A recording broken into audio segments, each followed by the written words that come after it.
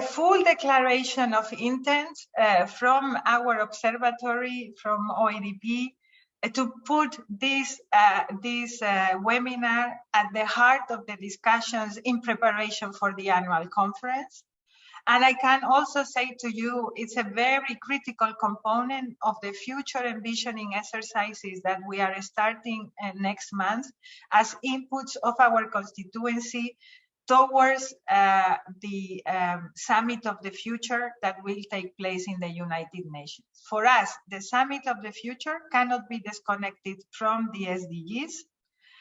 The SDGs are a very important framework for us to work with, but the SDGs need to be feminized, and the SDGs need to be feminist as well.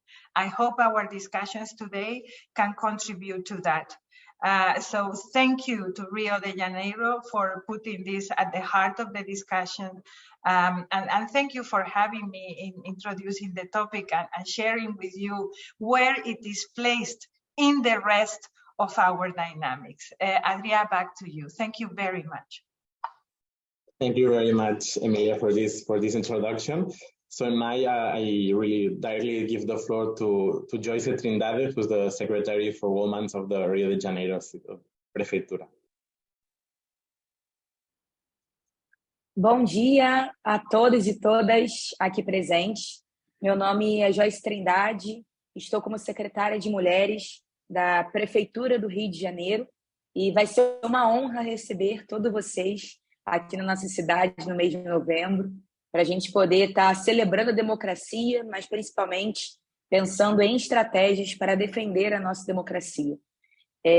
Gostaria muito de saudar todos vocês, em nome do nosso prefeito Eduardo Paz, prefeito da cidade do Rio de Janeiro, né, que foi importante trazer quanto experiência, né, que a cidade do Rio de Janeiro foi a primeira capital do Brasil a ter uma secretaria de mulheres. Então isso já mostra o nosso compromisso, né, de justamente no âmbito municipal realizar políticas públicas, construir novas narrativas e desenhar um futuro do Rio com a participação das mulheres no centro da discussão, no centro da economia, no centro do debate político do Rio de Janeiro. Para além disso, gostaria muito de cumprimentar, né, todas aqui presentes, especialmente as mulheres, né, porque sabemos que o desafio para a gente se colocar nos espaços de poder, se colocar no espaço da construção de políticas públicas, não é fácil. Então, quero muito saudar cada uma de vocês e reforçar que precisamos nos fortalecer enquanto mulheres para a gente continuar desenhando, né, um mundo onde a nossa participação seja efetiva, seja concreta e a gente esteja em todos os debates.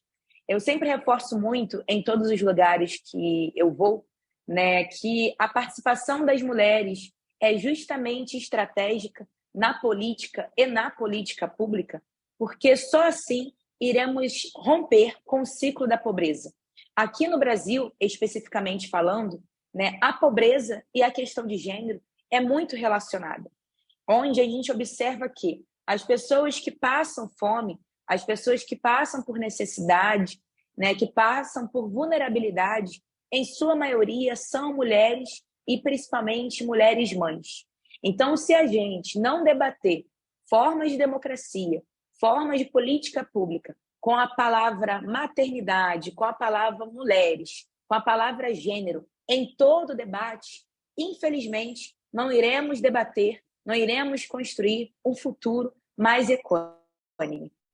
E isso para a gente é muito importante de ser dito. Outro ponto fundamental que foi colocado aqui é sobre justamente a participação de novas pessoas na democracia. E agora eu vou me descrever nesse processo. É muito fundamental colocar que eu sou uma mulher negra da periferia do Rio de Janeiro e jovem. São alguns dos fatores que me fazem também dizer que nós precisamos ocupar esses espaços de poder. Porque temos o grande debate da palavra interseccionalidade, que é uma palavra gigantesca, mas muito fundamental quando a gente fala democracia e política pública. Pois nela a gente coloca alguns elementos. Raça, que é a questão que todo mundo tem que debater. Classe, que é justamente a questão econômica e as suas desigualdades, e a questão de gênero, que é um debate cada vez mais profundo e que precisamos também trazer em todos os momentos. Aqui no Rio de Janeiro, né, e no Brasil, a gente sempre acrescenta uma quarta palavrinha, que é território. O debate das cidades, o debate do Estado, né, o debate das diferenças dos territórios. Entendendo que o Brasil é um país continental, então se a gente não debater as diferenças territoriais, infelizmente, replicamos desigualdades. Então são 4 palavras que devem definir justamente o nosso trabalho: raça, classe, gênero e território. E isso é muito fundamental porque quando a gente vai pensar em cidades feministas, em uma democracia mais feminista, é justamente entender que durante muito tempo, né, a política foi demarcada pelo corpo e pela mentalidade de homens e principalmente de homens brancos. E nós estamos tentando redesenhar a democracia, redesenhar as políticas públicas. Porque uma coisa que eu sempre falo é: não deu certo aquilo que foi posto. A pobreza está declarada, a fome está declarada, as desigualdades estão declaradas, a morte está declarada, o feminicídio, infelizmente, está posto e declarado. Então, a nossa forma de sociedade, infelizmente, não teve sucesso. Então, chegou o momento de nós, mulheres e mulheres diversas, declarar um novo conceito de sociedade, um novo conceito de cidade e de democracia e de participação política. Tem uma frase também que a gente fala muito aqui no Rio de Janeiro e no Brasil, que é: se nós vivemos os desafios, se nós vivemos os problemas, é fundamental que a gente pense as soluções, porque a gente sabe justamente o caminho que chegou até aqui e como a gente precisa solucionar a partir das nossas vidas, a partir das vivências e a partir das soluções que nós temos. Então, eu convido a todo mundo, né, no mês de novembro, aqui no Rio de Janeiro, trazer as suas soluções feministas, trazer as suas soluções a partir da estratégia de mulheres. Porque, ao longo de toda a história de mundo, nós, infelizmente, fomos colocadas, né, enquanto segundo plano. E chegou justamente o momento da gente se colocar no lugar do centro da discussão e das estratégias econômicas, sociais e políticas. Eu queria muito agradecer a cada uma mulher que está aqui presente, porque nós representamos as forças e os sonhos de todas as mulheres das nossas cidades, estados e países. E que a gente possa se comprometer com esse debate. E, novamente, é fundamental que a gente entenda que o debate de mulheres é um debate diverso também. Nós, mulheres, não somos uma única classe. Somos mulheres plurais, mulheres diferentes, negras, brancas, indígenas, mulheres com deficiência, mulheres LGBTs, mulheres de diversos territórios que vivem diferentes problemas e soluções. Entretanto, somos mulheres e a gente precisa se unir na perspectiva feminista para justamente redesenhar esse futuro, não só do Rio de Janeiro, não só do Brasil, não só da América Latina, mas em todo o mundo também. Vamos avante, mulheres, vamos avante, homens, e contamos com vocês, homens também, para cada vez mais adentrarem na luta feminista, porque nós entendemos que os homens são aliados dessa construção, porque vocês precisam se comprometer no redesenho da sociedade também. E mulheres, que a gente se fortaleça enquanto mulheres líderes e que a gente não desista. E quando a gente estiver desistindo, a gente levante umas às outras, porque precisamos entender que a prática, né, da coletividade, ela é a maior estratégia que as nossas ancestrais desenharam e que a gente precisa colocar a coletividade como também política e, principalmente, que possamos criar novos sonhos e que novas mulheres e meninas consigam se entender no espaço de poder, porque o poder é uma palavra também feminina e feminista e a gente precisa entender que todos os governos irão desenhar esse futuro com a nossa presença, com a nossa participação e com o nosso legado. Muito obrigada e aguardo vocês aqui no Rio de Janeiro muito em breve.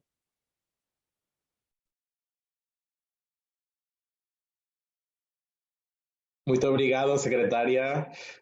Muito potente. Thank you very much for your message. Just a technical issue because we read some message in the chat. There's simultaneous interpretation, so you just need to check in the background of your screen. You can check the language. I will give in different language.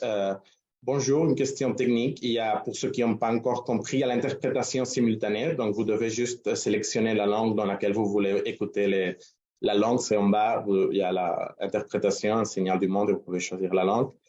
En español también lo digo rápidamente. Hay interpretación simultánea, así que pueden rápidamente seleccionar el idioma en el que quieren escuchar las lenguas, porque durante toda la sesión hablará portugués, inglés, francés y español. Y ahora le devuelvo la palabra a Emilia, secretaria general, para continuar con el primer panel. Muchas gracias. Muchas gracias, Adrián, y muchísimas gracias, secretaria Trindade, por ese discurso tan potente, tan maravilloso. Es verdad que poder también es feminismo y muchas veces nos olvidamos de eso, y ni un paso atrás para seguir conquistando la igualdad, pero yo también diría, no es solo la igualdad, es un mundo mejor, es la felicidad, y un modelo sostenible de convivencia. Living together can only be achieved in a sustainable way if we construct a reality that respects everybody's rights, but also acknowledges us in our diversity, like the secretary was saying, all women and all diverse and all different. And I would say the fight of women needs to be also the fight for other groups that have been traditionally put in vulnerable positions. So that is at the basis of what we defend. And gender equity in public policies and leadership is a very important pillar of the type of transformation that we need to promote. And this is what this first panel is about.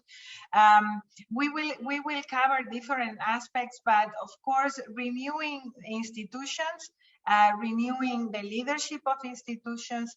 So gender equity public policies is changing the institutions, but also changing the type of leadership and the policies that we support. In order to do that, I'm going to give the floor first to Marcela Ortiz, Manager of Women and Gender District Institute for Community Participation and Action of the City of Bogota.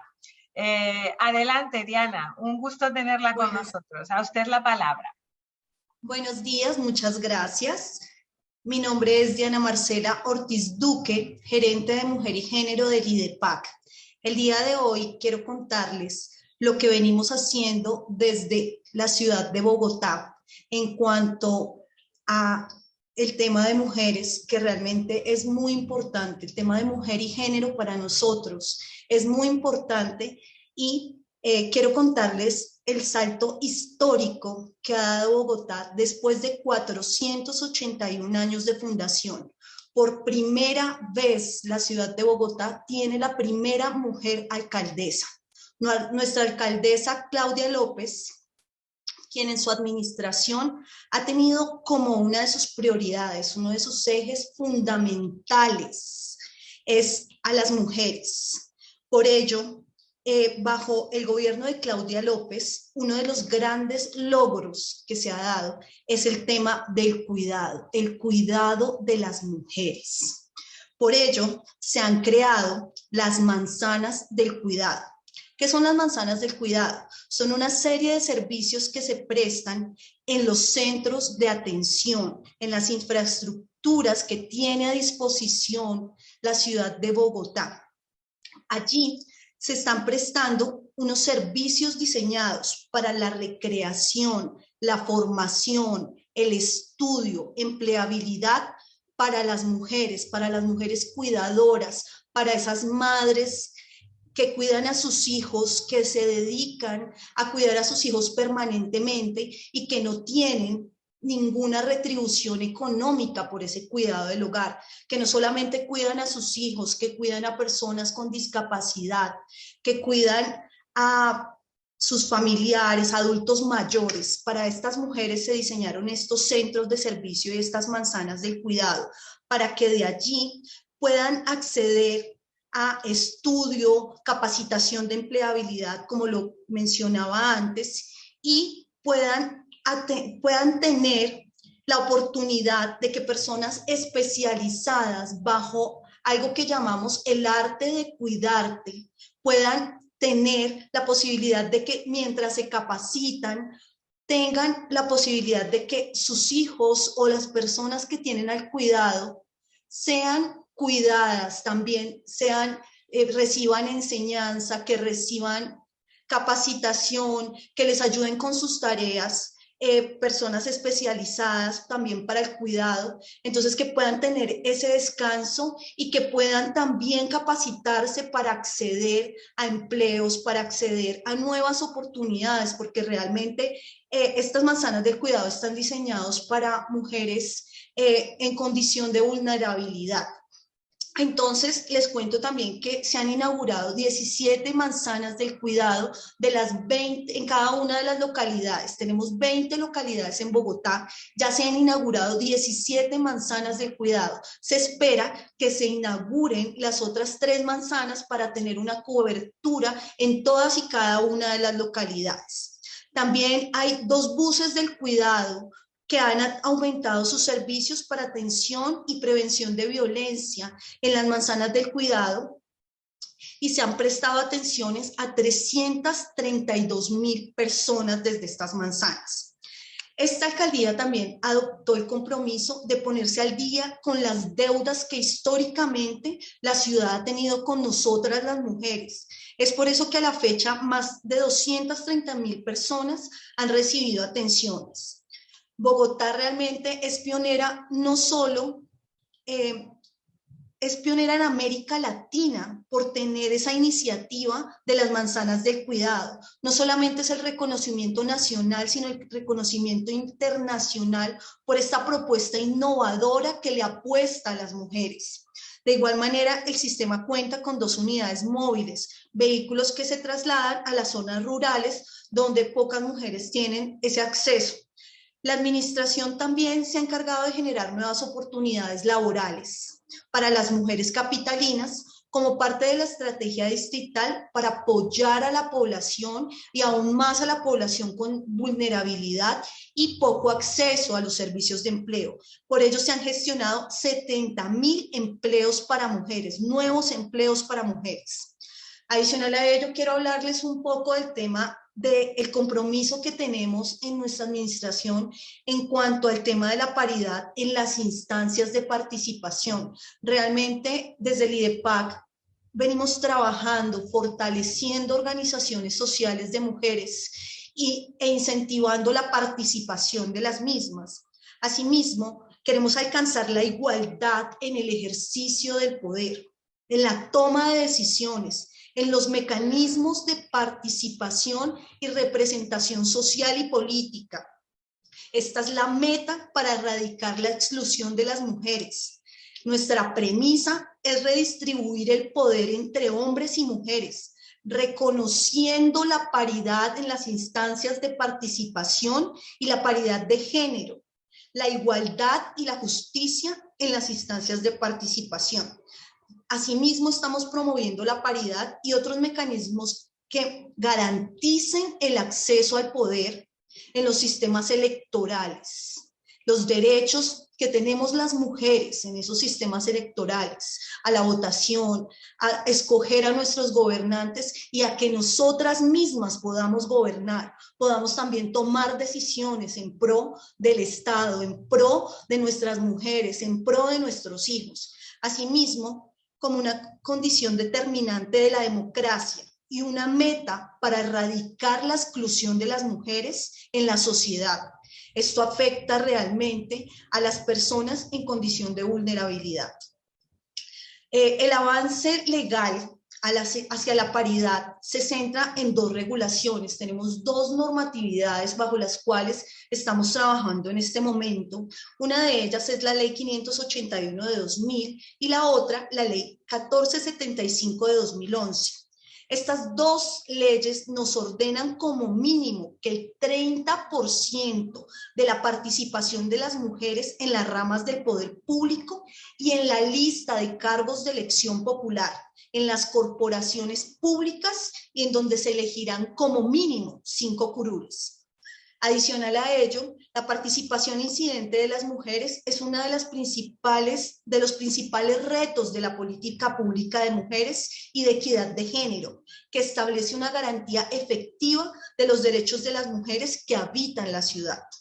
Desde el IDPAC, desde el Instituto Distrital de Participación y Acción Comunal, venimos trabajando de la mano de nuestro director, Alexander Reina Otero, un trabajo de diseño estructural, de diseño desde nuestra entidad, desde lo que nosotros hacemos, que es acompañar a las instancias de participación, es de educar, de cambiar ese pensamiento y esa ideología de el machismo, de ese nuevo aprendizaje, de esas retroalimentaciones, para que nosotros mismos, tanto hombres como mujeres, seamos conscientes de que se deben eliminar todas esas formas de machismo, para que todos podamos tener una convivencia sana y podamos tener una igualdad de oportunidades. Entonces, desde el IDPAC se viene realizando un trabajo de diseño estructural sobre cómo las mujeres podemos ocupar espacios de representación política.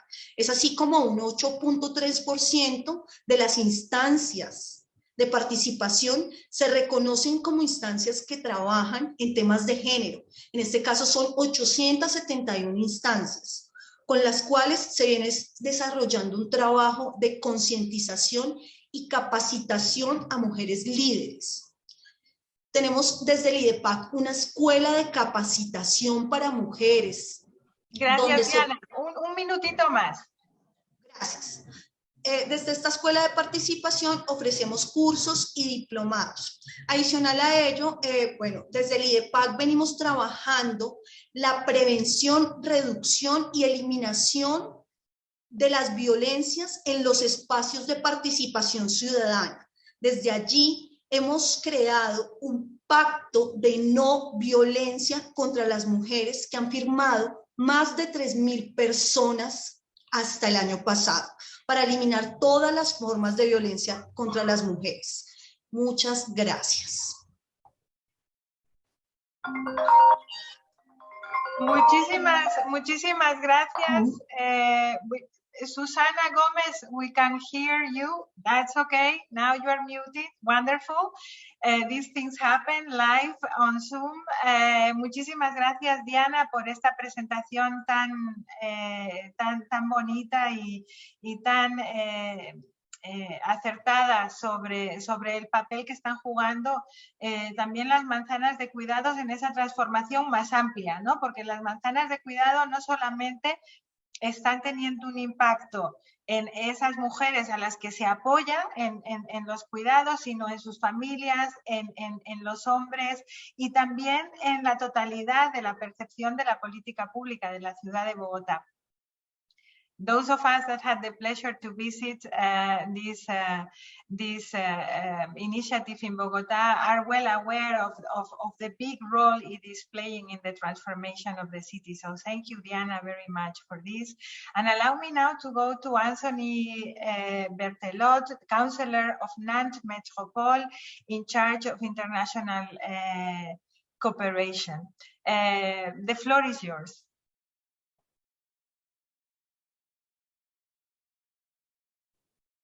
Merci Emilia, ravi de te revoir depuis Barcelone. Bonjour à toutes et à tous. Je suis ravi de participer à cet échange autour de la question d'égalité, car ici à Nantes Métropole, les questions d'égalité et de transition écologique, car dans la transition écologique, il faut aussi qu'on puisse observer ces champs d'égalité à tout niveau. Et c'est un élément fort, en tout cas, du mandat que porte notre présidente Johanna Roland et moi-même par ma voix ici aujourd'hui. Alors, je suis un des rares hommes au sein de cette table ronde. Et je le dis parce que je pense que la question d'égalité n'est pas seulement un combat de femmes, mais bien un combat de nous tous et qu'on doit apporter collectivement. Alors, sur ces questions d'égalité, à mon sens, il faut l'aborder de deux niveaux ici pour nous en France. Il y a la question dans la vie publique et vie politique, la question de la démocratie représentative. En France, on a eu besoin de la loi pour ça, en tout cas pour donner un espace aux femmes dans la vie publique. Sachez qu'en France, le droit de vote des femmes date seulement de 1944. Ça fait à peine 80 ans. Alors que celui des hommes date de la Révolution française, 1789. Donc il y a déjà un écart monstre entre les deux. Et lorsqu'elles ont eu le droit de vote, les femmes ont pu voter en 1945, les premières élections, qui étaient municipales et aussi législatives pour voter nos députés. Et là, quelques femmes, une poignée, ont pu être élues à des postes de représentantes. Mais au fil des ans, rien n'a changé. Ce qui s'est passé en 1945 n'a pas été un élan pour grand-chose. Ces quelques femmes qui ont été élues n'ont pas réussi à semer. La place qu'on leur a laissée n'a pas grandi. À titre d'exemple, en 1945, à l'Assemblée nationale, là où siègent les députés, seulement 5,6% étaient des femmes. En 1990, le nombre était le même. Donc on voit bien que le passage, le droit de vote n'a pas été un élan aussi favorable. Donc il a fallu légiférer, passer une loi pour instituer la parité. En 2000, cette loi a été votée pour instituer la parité lors des élections municipales. Donc on parle bien des gouvernements locaux. Au niveau des élections municipales, en 2000, une loi a été votée, ce qui a permis aux élections de 2001, dans chaque commune, dans chaque ville, les candidats ont dû présenter une liste avec autant d'hommes que de femmes sur la liste, une liste à parité. Ce qui fait qu'en 2001, à Nantes, eh bien, le conseil municipal a été composé de autant d'hommes que de femmes, et le maire à l'époque, Jean-Marc Ayrault, qui a été Premier ministre de la France ensuite, a décidé d'aller plus loin lui-même en 2001 en disant que son bureau municipal, l'exécutif, qui est composé d'adjoints, serait composé d'autant d'hommes que de femmes. Et puis en 2014, Johanna Rolland, tout comme Anne Hidalgo à Paris, a été élue première femme maire de Nantes. Donc Anne Hidalgo, maire de Paris, Johanna Rolland, maire de Nantes et présidente de Nantes Métropole. Et aujourd'hui, depuis le vote de cette loi à l'Assemblée nationale, en 2022, les députés représentent aujourd'hui 37% des sièges, alors que je vous le disais, ils étaient à peine 6% en 90. Donc on voit que même si la loi sur la parité a fait couler beaucoup d'encre, aussi bien chez les hommes que chez les femmes, les détracteurs disaient qu'on donnait plus de place au genre qu'aux compétences. Vous voyez bien le débat où il se situait. Mais en fait, on se rend compte avec à distance que la loi est un accélérateur qui a permis de donner une visibilité aux femmes et de faciliter l'accès aux responsabilités publiques. Chose qui leur était empêchée non pas en raison d'un manque de compétences, mais bien d'une organisation de la vie politique qui était patriarcale. Donc là, c'est un exemple frappant comme quoi la loi peut être aussi un levier pour donner une place légitime aux femmes dans l'espace public. Et en parallèle de ça, à Nantes, nous pensons, nous, le dialogue citoyen, le dialogue avec les habitants, ce qu'on appelle le dialogue citoyen, comme complémentaire à la démocratie représentative. On a institué un dialogue inclusif et engagé pour la participation des femmes. Donc, ce dialogue citoyen, pour nous, il participe activement à la construction de nos politiques publiques. Donc, on a les élus et ce dialogue citoyen vient nourrir nos politiques publiques. Donc, il porte sur des sujets assez variés qui peuvent aller de la rénovation des cours d'école jusqu'au sujet de transition écologique, en passant par des enjeux tels que la longévité ou l'ouverture d'une maison de la santé, comme on parlait à Bogota tout à l'heure. Donc, dès le départ, nous avons souhaité l'inclusion de toutes et tous. Pour ce faire, on agit sur les modalités de mise en œuvre de ce dialogue citoyen. Donc, à travers la composition des panels de consultation, pour nous, la parité, elle est systématique. Et en plus, pour le recrutement à l'intérieur, le recrutement des participants dans ces consultations ou autres, on va vers les publics, on va dans les endroits que les femmes peuvent fréquenter, et notamment celles qui sont parfois, souvent le plus éloignées des consultations ou de la vie dans les espaces publics. Donc, on se déplace et on va au plus près des habitants. On a aussi revu nos modalités d'accueil. Lorsqu'on fait une consultation, eh bien, on est vigilant aux horaires. À quelle heure on fait nos consultations, les lieux aussi, on change les espaces. On a des propositions de mode de garde. On peut parfois financer les déplacements s'il faut se déplacer d'un lieu à l'autre pour une consultation. Tout comme lorsque nous avons des intervenants qui viennent apporter un éclaircissement sur les sujets, on est vigilant à ce que la parité soit aussi respectée dans leurs témoignages, au regard de leur expertise, pour bien montrer que aussi dans les experts, il y a des hommes et des femmes qui ont des compétences à partager. Et puis, dans les modalités d'animation, nous sommes très, très vigilants à la répartition des prises de parole. C'est une bonne chose qu'on puisse avoir des femmes autour de la table, mais encore faut-il qu'elles puissent prendre la parole. Donc, on est vigilant aussi à cette répartition des prises de parole. On développe parfois des ateliers non mixtes, parce qu'on a besoin quelquefois aussi que, par exemple, des groupes de femmes puissent se retrouver. J'ai dit groupes de femmes, mais ça peut être aussi d'autres groupes de population qui ont besoin, liés à la précarité ou liés à d'autres sujets, qui se regroupent parce que parfois, ça fait émerger plus vite certains sujets. Et puis, on utilise un peu plus le numérique. On propose le numérique et le présentiel, la visioconférence et le présentiel, ce qui facilite la participation de femmes, ce qui n'était pas forcément vrai avant. Donc, avec le temps, je dis avec le temps parce que cette façon de faire ce dialogue citoyen, c'est quand même notre marque de fabrique ici à Nantes Métropole. Et pour ça, on a été primé capitale européenne de l'innovation. Donc, c'est vraiment quelque chose qu'on porte en notre cœur et depuis très longtemps. Et on a pu en faire une évaluation. Et ce qui ressort pour la participation des femmes, c'est que la mise en place d'une parité systématique est favorable à leur participation et le développement du numérique. Pouvoir faire de la visio a facilité les choses. Et aujourd'hui, on va même plus loin dans nos politiques publiques et dans les sujets qu'on porte au sein de la métropole, notamment sur des sujets qui concernent la représentation et la participation des femmes à la vie de la cité. Je prendrai pour exemple, on travaille à des cours d'école non genrés. 1 minute, Anthony, merci. On travaille à des cours d'école non genrés ou à l'accessibilité au transport la nuit. Enfin, juste pour conclure, moi je dirais que pour mettre en action, à mon sens, la participation des femmes aux gouvernements locaux, il faut avant tout une volonté politique forte et claire. Il y a besoin, à mon sens, de règles, de facteurs coercitifs pour pouvoir faire évoluer les choses, avoir des leviers assez importants pour que les choses changent. Et puis se doter d'outils adaptés, car malheureusement, encore, les tâches de la vie quotidienne appartiennent majoritairement aux femmes, et ce qui est aussi un frein à leur participation aux espaces de consultation et de vie publique. Merci. Un grand merci pour cette présentation très, très intéressante. Moi, il y a encore une question peut-être pour le deuxième tour.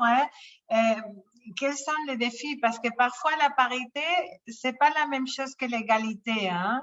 Et donc, on doit revoir comment on fait des politiques publiques plus inclusives. Parfois, la parité nous a pas donné ça exactement, mais c'est une expérience très, très importante. Et on revient vers vous après, Anthony. Merci bien pour cette présentation. Let me go now to Noraini Roslan, President of Langa Municipal Council. Noraini, an environment in your region, which is not always easy.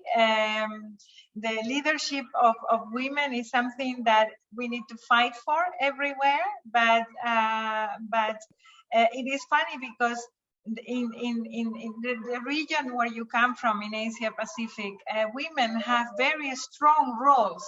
They have very strong roles in society, but not always in decision making, and certainly not in public life. So please share your experience. We are really happy you are with us today. Welcome. Thank you, Emilia. I think I'll just do away with the slide presentation, because I'll just deliver my thoughts and share it with the group, because as Emilia has said, in my country, the number of women representatives in parliament as well as at the state level is still at a very low number. It has not even reached 20%. So the same situation is in the local authority. Even though local authority in Malaysia does not have any elections, we are all appointed officers. I am the first woman mayor in my city. And I have moved around, this is my 5th city after 11 years of being mayors. And I have always been the first mayor in wherever city that I came from. And out of the 156 cities in Malaysia, there are only 12 women. So at the federal and the state level, it's almost 18%, but at the local level, it's not even 10%. So what are we going to do about that? Because to me, I think by merit, women have always been ahead as far as education is concerned in universities, but when it comes to being at workplace and being selected as the top leaders, we normally lack in numbers. So what can we do to influence the decision making, to make it compulsory? Like a good example is in Indonesia, where it is made compulsory that the political party representatives have at least 30% women being nominated as the state and parliament representatives. So that may be a good thing to emulate in Malaysia also. But women themselves need to put their self forward and be willing to compete with men at the top level of the political party, where you will be selected to become the representative of the areas. In the meantime, what do I do? Being an appointed mayor and being the first mayor in Klang. Before this, in Subang Jaya, another city, I think Emilia is familiar with my former city. What I did was is to form a woman-friendly action plan as a conscious effort to make the city to become more woman-friendly, because the subject was never discussed. It's as if when women have equal access to education, no problem in health and transportation and mobilization, people always ask, what more does women want? But when we do come down and ask the women themselves, they do point out a few things that turns into my action plan to cater to those needs. Majority of it are not that much different than men. I mean, as far as basic needs, the public services needs, the cleanliness, the transportation, mobility, accessibility are all there, but there are specific areas where we can improve. We go into the barrier-free access for everybody in the city, for example. Certain design does not cater for women specifically, or for elderlies, or for height challenge people. And we talk about small examples like design of toilets. Women use toilets longer than men, therefore we need to have more cubicles compared to men. These are simple things that if we do not take conscious actions into it, nothing will change in design. Okay. As far as footpath is concerned, why certain, well, cobblestone is nice in some old European cities, but when we talk about women's mobility, our heels will get caught in it. And even the small thing like laying the grill for our footpath, if it's not laid right, the wheelchairs will may got stuck in it. We carry children in our strollers. It may got stagnant. I am a town planner by profession, so we go into those design, ensuring that barrier-free cities is for everybody, because gender equality is about giving access, giving opportunity, giving equality to all types of diverse group of the people in the city. So when we have formed our action plans, yearly we have this budget participatory, gender participatory budgeting. And during those sessions, normally only a majority of the time, only men representative will come and tell what do they want for the budget within that year. So we have to make a special session to call a special women's group to tell on the other side of the perspective. So what do women specifically want in the budget to be included within the city budget, and what is to be implemented? Again, I would say that majority of the time, the needs are not that much different, but to go into a specific needs that women want, only the woman can tell it to the mayors, to the city leaders, what exactly it is that needs to be done. So I think by taking those steps, consciously, the city is making an effort to include women in the decision making, and at the same time allocating the budget and changing our way of seeing the design of buildings, the designs of roads, the designs of public places to cater for women. And normally with women comes children along with it. So in my new town, Klang, I have only been in Klang for a year. So consciously, I appointed a group of gender-focused team and give training to them. We do a collaboration with UCLG Asia Pacific and call a few other cities that have done this for a lot longer than us, so that we share experience. In cities in Penang, for example, they have a gender-appointed officers within each department, so that before any project can be implemented, they will get the opinions of, to ensure that it's at least equally represented. When the survey is done, it's not only taking into account the women's group or the men's group, but at least it is at parity. And having taken into consideration the opinions of the citizen equally, then we design the projects, and then when after it is implemented, again we go back to the ground and ask the public, how do you utilize these projects? What is the impact on you personally, or to your family, or to the group that is normally misrepresented? So those are the efforts that are being taken now. And most times we still have to do a conscious decision to go into the specific group in order to give them what they are entitled, because it doesn't come automatically.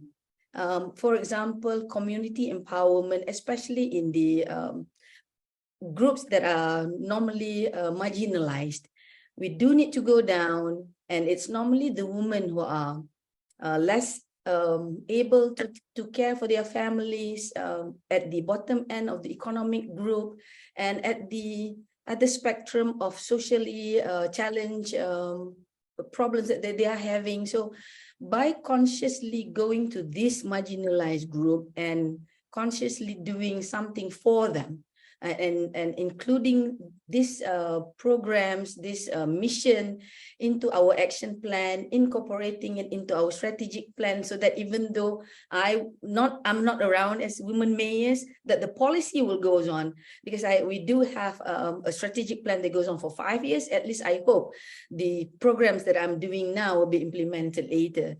So efforts needs to be taken, and when we have that realization, that enthusiasm, that spirit, that we need to take care of all parts of the society. When we talk about gender, we're not just talking about women, because the good thing about my city, Klang, now, the head of departments are 71% women. I don't know, maybe there will be complaint from the other gender, but that is what happened in Clan. So we need to show the difference, having more women in the leadership, having more women as the decision makers.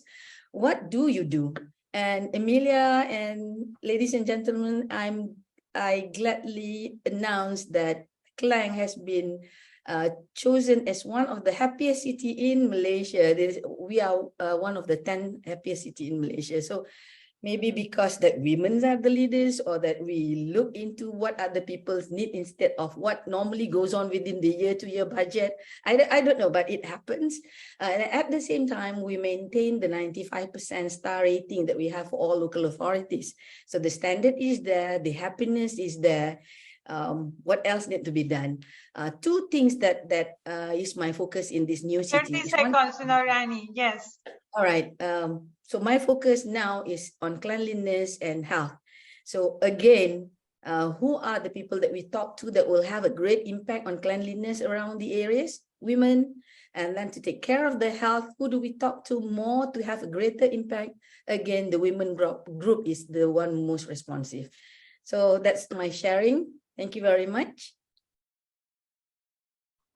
Thank you very much, dear friend, for this inspiring story, and it's so important also what you shared about, you know, you have been in different municipalities, and it's so hard to reach the top of the deliberations, and when you arrive, you're always the first one that is at the top of the municipality. I think it is good for us to realize what that entails. I was seeing in the chat our participants from France saying, yes, we have a parity in France in the numbers, but at the end of the day, most of the mayors are men, also in the metropolitan engagement. Sandrine was raising that. Yeah, that's a realization that we have to make, and it's what I was saying. I was saying before. Sometimes the numbers parity does not really translate in equality. So this is really very, very important that we bring that to the discussions and that we address it. So far in this session, we have covered how important it is to change the notion of what the role of women is with the care practice of Bogota. Nantes Metropole has brought some of the pioneering and examples on numbers and parity. How do you implement parity? Also taking care of issues like formats and participation. And our friend Norani, the mayor of Klang, is bringing to us the importance of design and the importance of true inclusive participation. So these are like important building blocks for our discussion. I'm going to go now to Iryna Yarmolenko, advisor to the mayor of Irpin and a councilor in Busha city in Ukraine, a part of the world that is hit right now by a very hard reality of war in the country.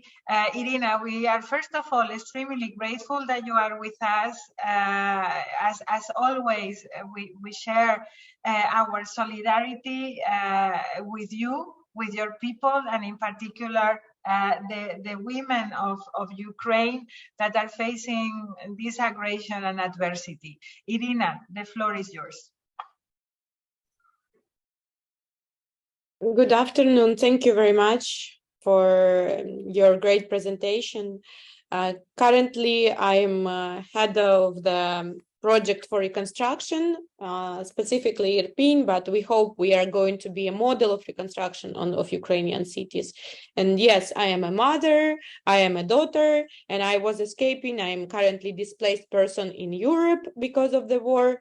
and moving all around the world with the issue to rebuild our cities, because today it's a sad anniversary of the occupied our city, like Bucha, like Irpin. Bucha lost 26% of the city, Irpin 76%. We become hero city because we stop enemy to the capital of the city. Destruction is amazing, and our victims, it's emotional what's going on, because now every day we, especially these days, we remember this tragic 1 year ago situation. And anyway, women play a significant role in this process, because we have a few ways for resilience with the war. Some of our women, they go to the military, to the hotspots, and me as city councilor, as activist, as NGO representatives, I decided that my way in being resilience is being active with the reconstruction campaign. And can you imagine, like we already united 200 volunteers all around the world for this issue. We find Irpin as a capital for reconstruction because we lost so much and being already occupied. And who these people? These people, they are designers, they are project managers, they are architects. These people also mostly they are women.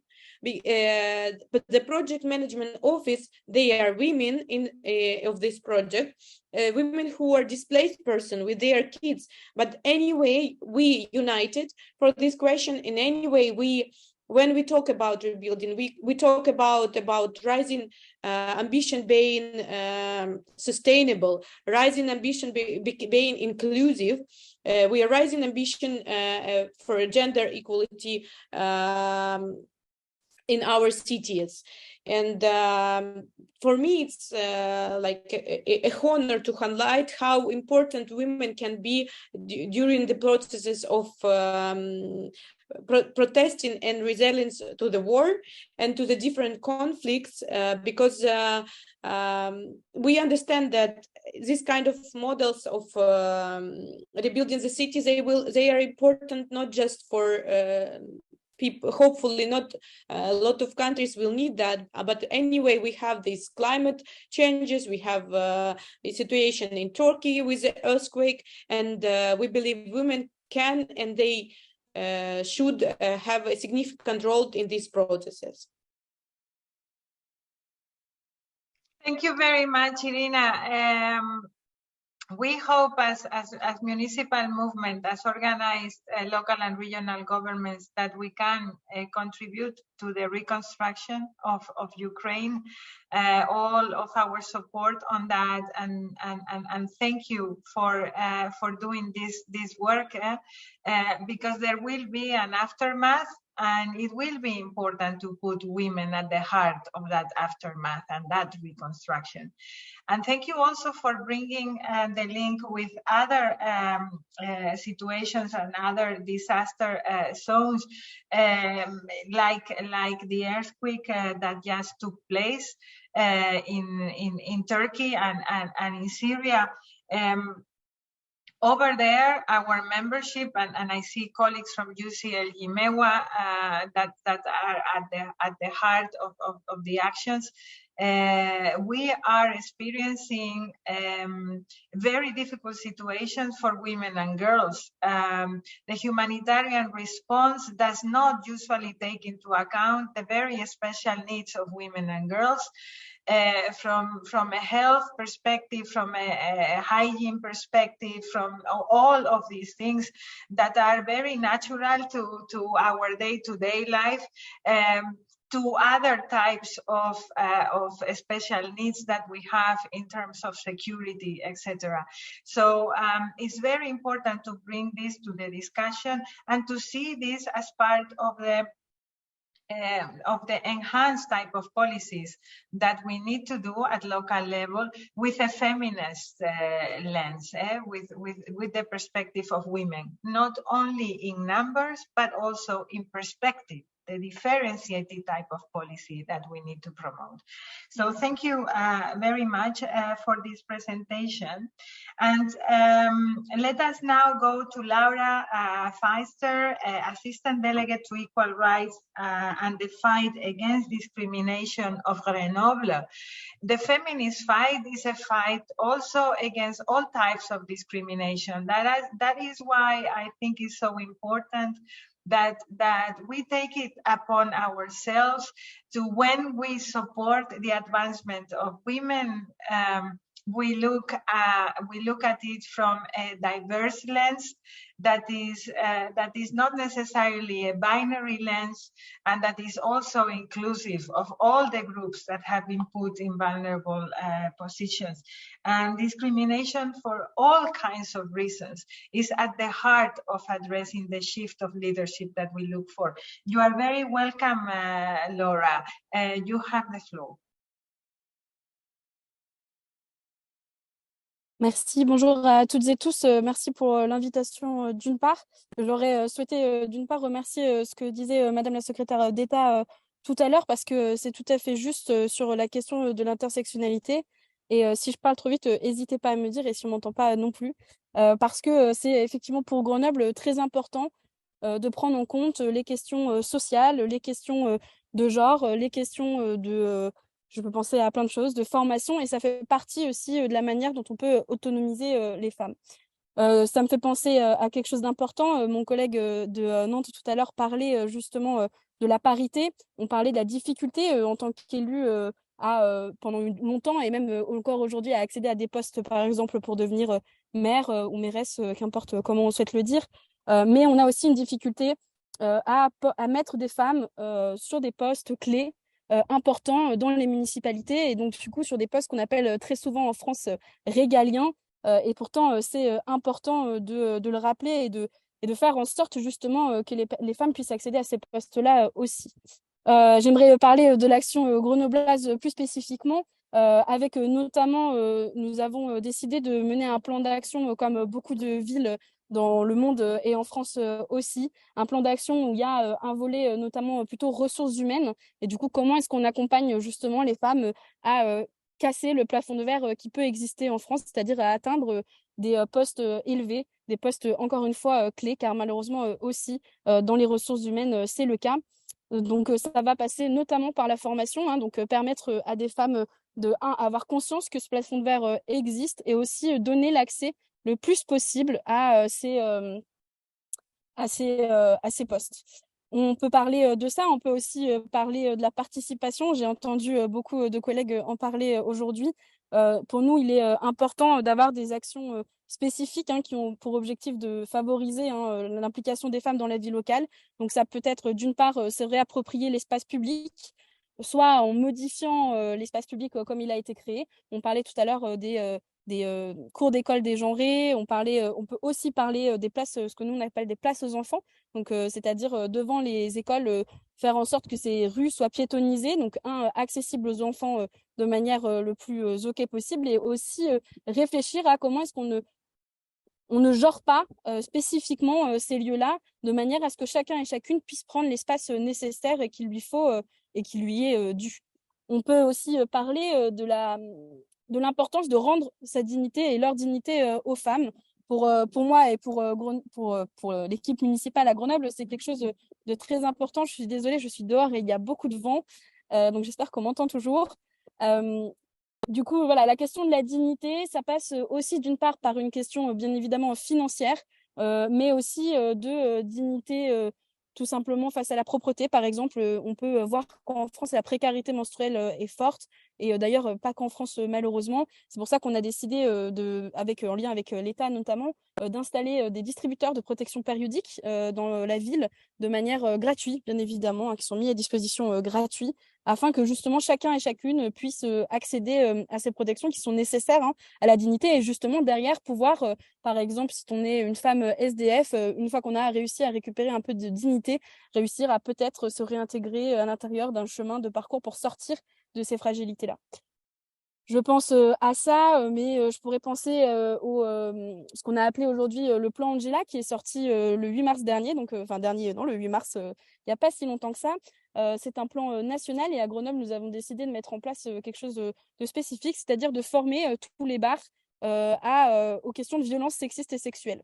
De cette manière-là, on permet aux femmes de reprendre l'espace la nuit, de justement être plus possible, le plus safe possible, c'est comme ça qu'on dit dans beaucoup d'endroits, le plus safe possible le soir, la nuit, et de pouvoir en fait faire la fête comme on pourrait le vouloir, sans pour autant avoir peur de se faire agresser ou autre. Bien évidemment, ces choses-là existent aussi dans d'autres villes, mais j'en profite pour le présenter parce que c'est quelque chose qui est très récent pour nous. Et je pensais aussi à notre plan, on parle beaucoup du RH, donc on a un côté RH, un côté aussi politique publique, et c'est un peu ce que j'ai essayé de vous expliquer par cette partie-là. Donc voilà, je pense aussi au vélo-école. Pour nous, c'est important de permettre pour le déplacement, il y a plusieurs enquêtes, plusieurs études qui sont sorties sur la manière dont les femmes se sont émancipées aussi en partie en faisant du vélo. Donc comment est-ce qu'on apprend aux femmes, comment on permet justement l'apprentissage du vélo, parce que malheureusement encore aujourd'hui, certaines femmes n'ont pas pu apprendre du vélo. Donc permettre cet accès-là, c'était important pour nous. On a bien évidemment fait attention à ce que dans nos ateliers participatifs font des habitants, budget participatif et interpellation citoyenne, à ce que la question du genre et que les projets qui sont proposés par les citoyens et citoyennes, parce que là il est vraiment question de projets proposés par eux-mêmes, soient aussi le plus d'une part paritaire, mais qu'il y ait aussi une réflexion autour de cet espace et de la place des femmes que non pas on souhaite laisser, mais qu'on doit laisser impérativement. Voilà, je ne sais pas si là tout de suite j'ai pas grand-chose de plus. Mais en tout cas, voilà, pour un peu décrier ce qu'on fait à Grenoble en partie, parce qu'il y a d'autres choses bien évidemment, et c'est avec plaisir en tout cas que j'en discute avec vous aujourd'hui. Vous écoutez, c'est très inspirant par ailleurs. Donc merci encore. Merci, c'est très inspirant pour nous aussi de vous entendre, Laura. Vous avez fait un grand travail pour expliquer dans quelques minutes toute la diversité, la politique que vous amenez là à Grenoble. Merci bien pour cette intervention très, très, très inspirante en fait. And now I am going to go to wrap up this session with the last speaker, but I'm going to invite the previous speakers to think about 2 words, literally one sentence, to give us as inspiration that you take from this discussion now, or as challenge to look towards the future. What do we need to address, or what is the great success? And I'm going to do a tour after Maria Helena. Maria Helena José Carreira Langa is mayor of Mandlakazi in Mozambique and vice president of our REFELA network in Southern Africa. Maria Helena, I know that your connection is not very good, so if you cannot use the camera, that is okay. I hope you can hear me. The floor is yours.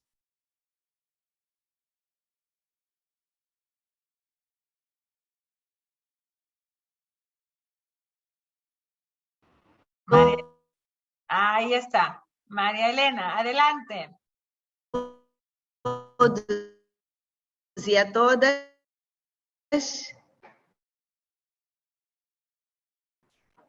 Sim, boa tarde a todos e a todas. Espero que estejam me ouvindo. Sí, adelante.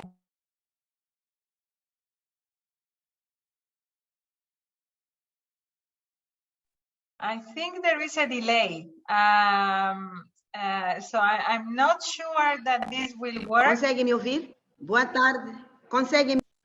Boa tarde, Maria Helena. Boa tarde. Meu Deus. Será que... Boa tarde. Conseguem me ouvir? Meu Deus, sim. Muito obrigada. Queria agradecer esta oportunidade que tenho de partilhar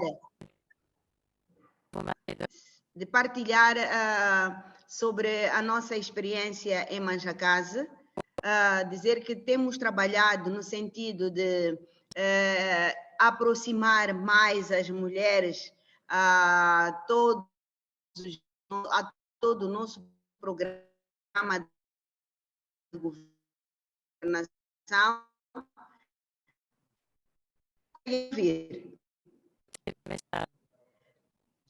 Maria Helena, Boa tarde. We cannot hear you. I propose to see if it can work, if your connection works better at the end. But let us try one thing.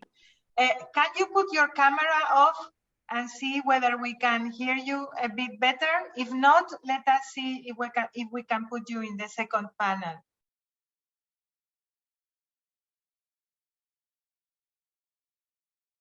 Yeah, I think we need to try Maria Helena later. So I'm asking colleagues, please contact her if possible, also in her mother tongue, so that she gets the message. I know we can do that. So thank you very much.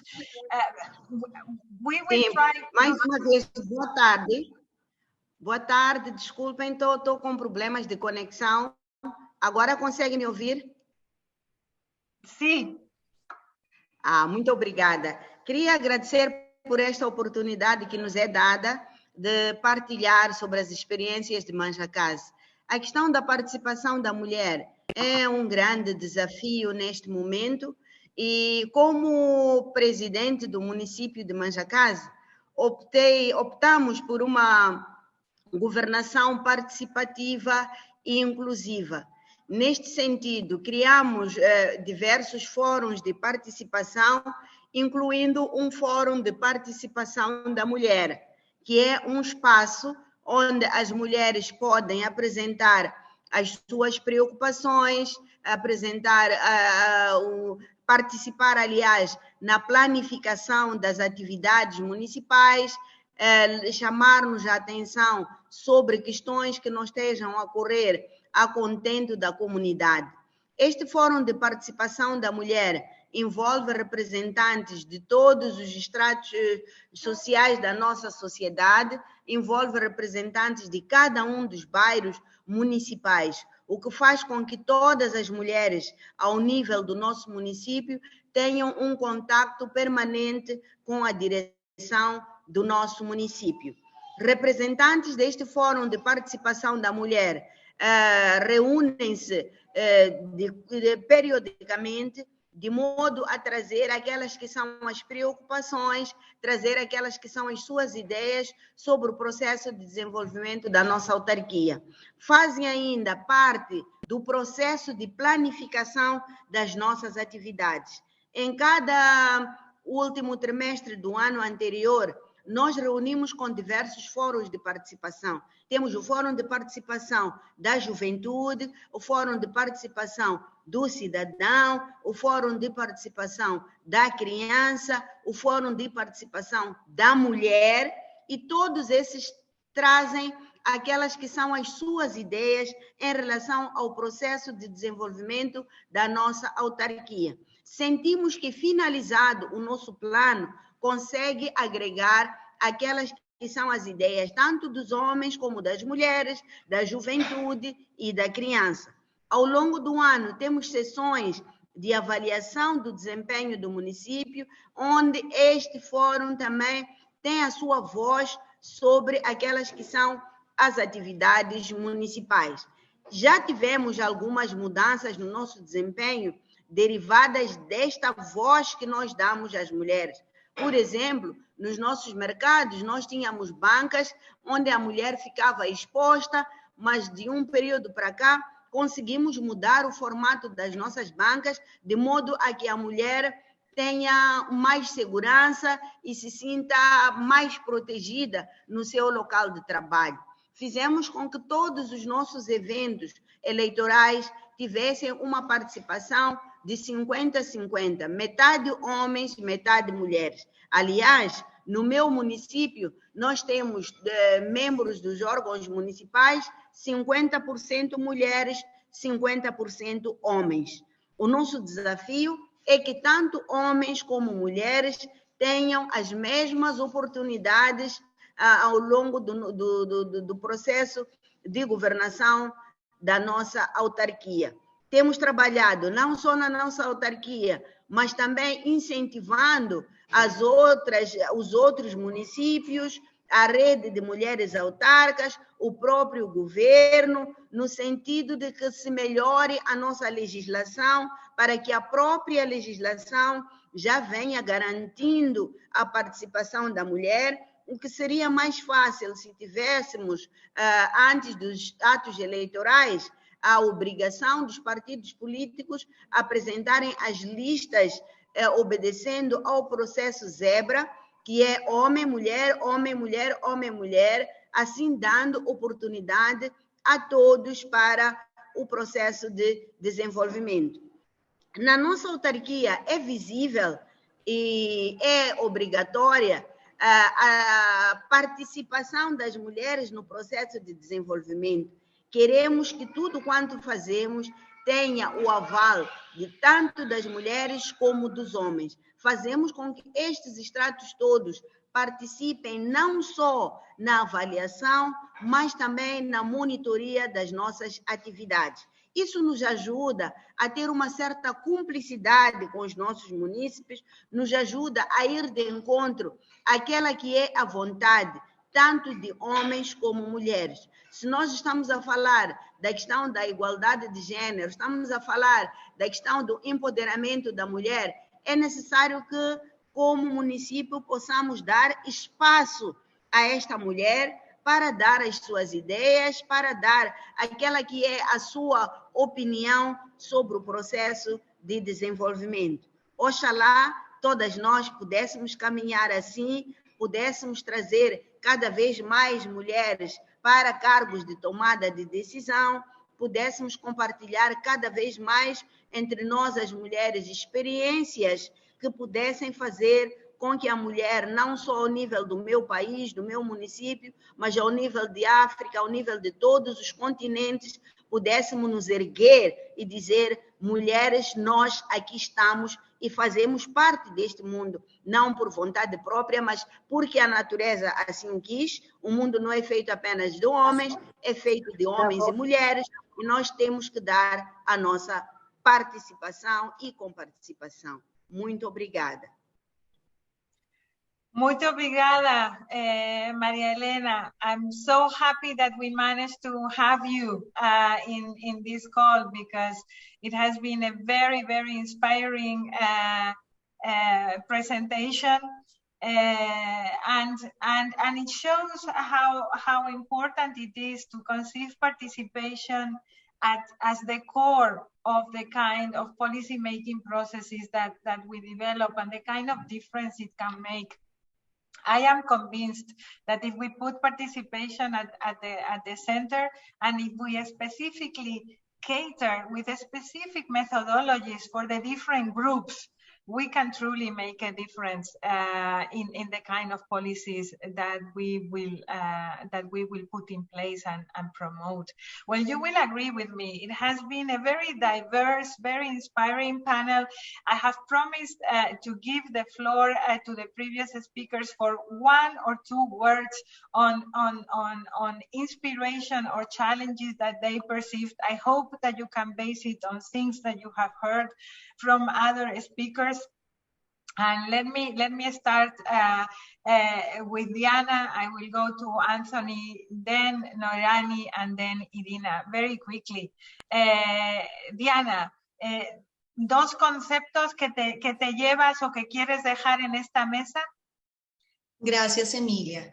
Realmente quiero dejar la recolección de todas las experiencias que nos hemos transmitido, y realmente quiero dejar el reto de que las mujeres unidas somos más, de las mujeres al poder, del empoderamiento, de la participación activa de las mujeres, del reconocimiento y realmente de la paridad, de que podemos llegar al poder. Gracias. Muchísimas gracias. Unidas es como hacemos la diferencia. Unidas y unidos por todas. Y ahí está Neire también con ese jovencito que también nos saluda. Saludos, saludos. Ahí se empieza, a esa edad se comienza. Qué gusto. Anthony, à vous la parole. Oui, merci pour cet échange. Alors, moi, en 2 mots, je souscris au fait que la parité n'est pas synonyme d'égalité, mais elle en est un premier levier. Et pour que l'égalité réelle existe, il faut mettre la participation en lien avec la qualité de vie des femmes, notamment la précarité, toutes ces questions-là, car il faut faciliter leurs accès aux espaces de participation, et pour cela, il faut qu'elles puissent se soustraire aux contraintes du quotidien. Merci. Très bien dit. Moi, je suis tout à fait d'accord. On doit regarder ces détails-là dans le cadre de notre pacte pour l'avenir aussi. Quel est le prochain pas pour notre politique féministe? Merci bien, Anthony. Noraini, let me go to you first.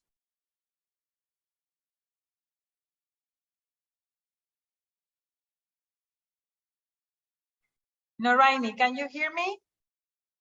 Yes, Emilia, thank you very much.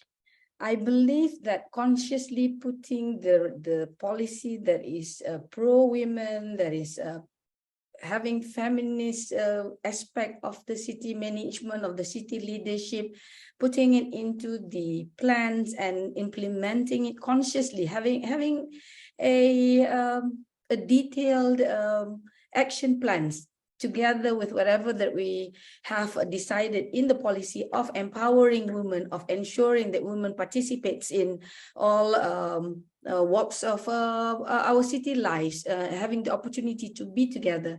I think that is an important part for all leaders to take, whether the leaders are women or men. Feminism is not an issue of women, it's of women and men alike. Thank you for reminding us, Noirani. And let us go to Iryna now. Iryna, the floor is yours.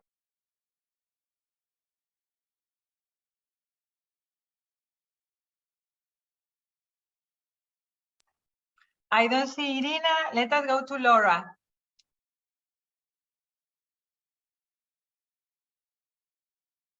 Merci. Eh bien, merci à toutes et tous et continuons de donner les moyens et les outils nécessaires pour que chacune et chacun puisse atteindre l'autonomie et du coup, finalement, atteindre l'égalité. Merci, Laura. María Helena, últimas palabras para cerrar este panel. Muito obrigada. Eu acho que são poucas palavras que eu vou dizer. A verdade é que uma governação eficiente só será possível se homens e mulheres juntos primarem pelo desenvolvimento de cada território. A governação só será possível se homens e mulheres juntos primarem pelo desenvolvimento do seu território. Muito obrigada. Muito obrigada, María Helena. Efectivamente, esta lucha es una lucha de hombres y mujeres por igual, pero hay que reconocer, we need to recognize, women in their diversity, they have special needs. There is an interesting conversation going on in the chat and asking to provide feedback on the use of special hygiene products for women and whether those need to be for free or not. We cannot go into it right now, but I have to say one thing. Putting care at the center of public policy and making sure that we acknowledge the commons and the common goods will be critical to address that kind of specific necessities. And it's not about not paying for them, but making them accessible for all. Because public goods are also things that we need to pay for, but they need to be accessible for all. So we will take that into account. Thank you very much for the big honor to facilitate this discussion. I'm going now to Julia Munro, who works at the World Secretariat in issues around the feminist municipal movement. Julia, I understand you will be facilitating the next panel. All the best of luck to you. Thanks, Emilia, and thank you to all the really wonderful, incredible panelists that we've had before. A lot of inspiring policies and work being done. I'm going to, without further ado, hand over to our first speaker.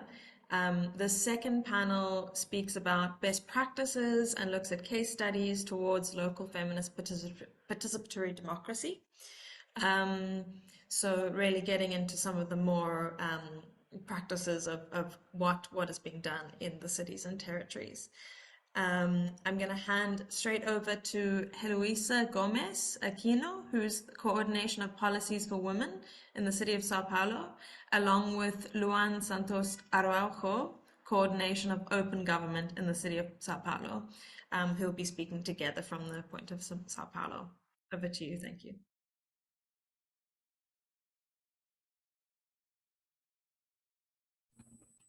Olá, bom dia. Queria agradecer o convite, né? Eu sou Heloisa, assessora lá da Coordenação de Políticas para Mulheres.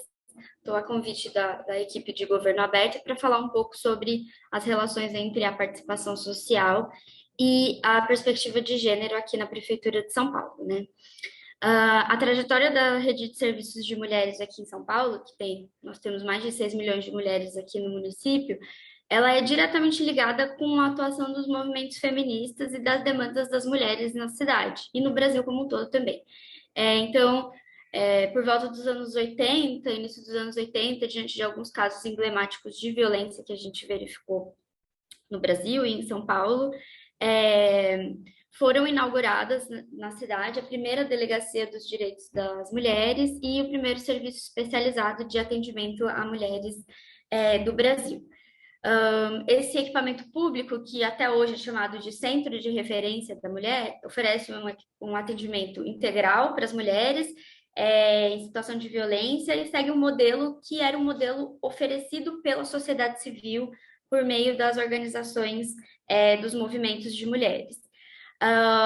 Que era um tipo de serviço chamado SOS Mulher. Então, a municipalidade usa o modelo aplicado na sociedade civil para institucionalizar esse tipo de serviço.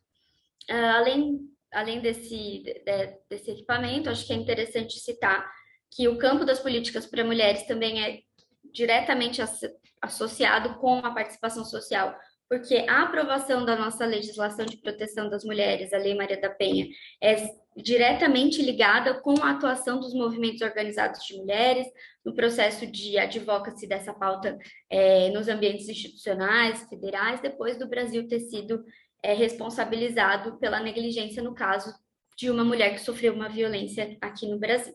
Então, esse é o cenário da criação da nossa legislação que rege as políticas para mulheres, diretamente ligado aí às práticas da participação.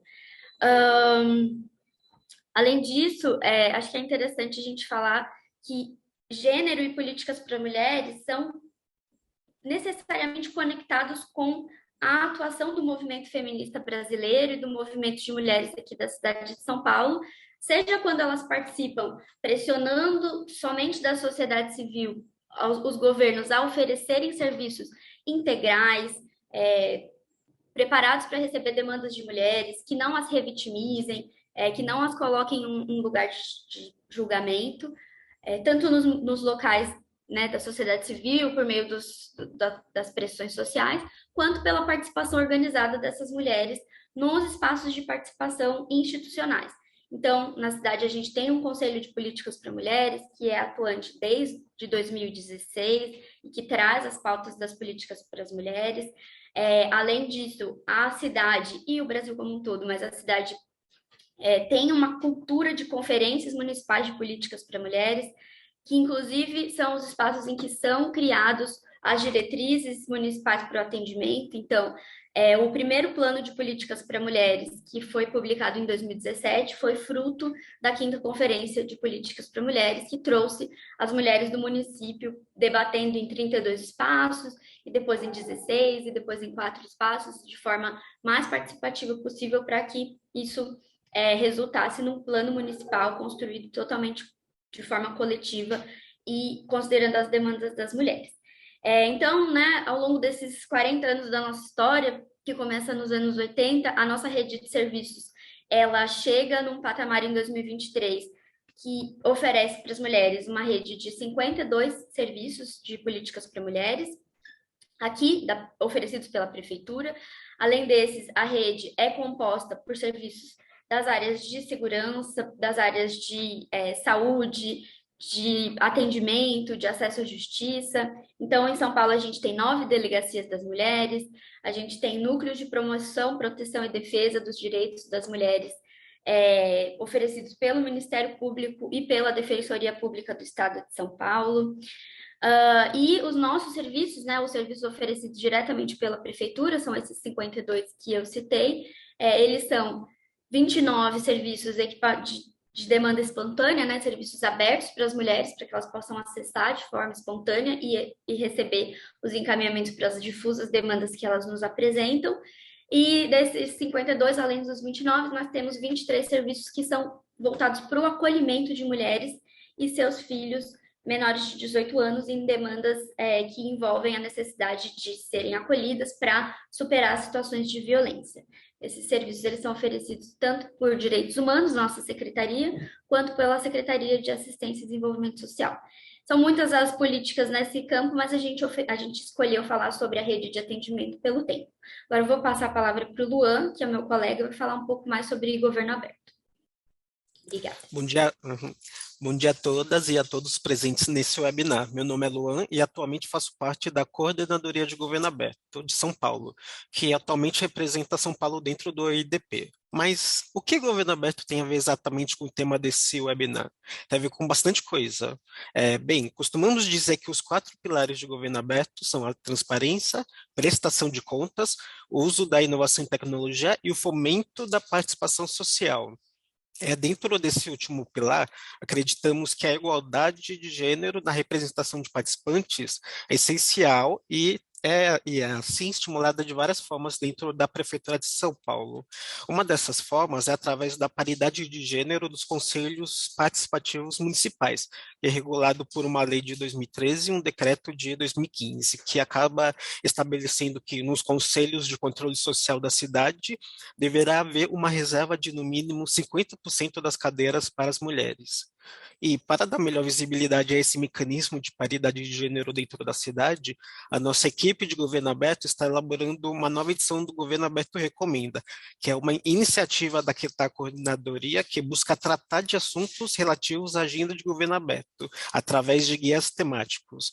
Nessa nova edição, que foi feita em parceria com a Heloísa, da Coordenação de Políticas para as Mulheres, e que será lançada mês que vem, abordaremos como essa política pública de paridade de gênero deve ser implementada nos conselhos participativos de São Paulo e demais boas práticas relacionadas à paridade de gênero na cidade.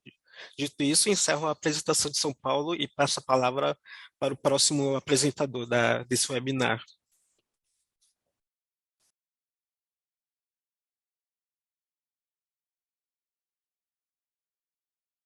Thank you very much for sharing about the really amazing work that's happening in Sao Paulo. Without further ado, I'm going to jump right to the next speaker because we're very short on time.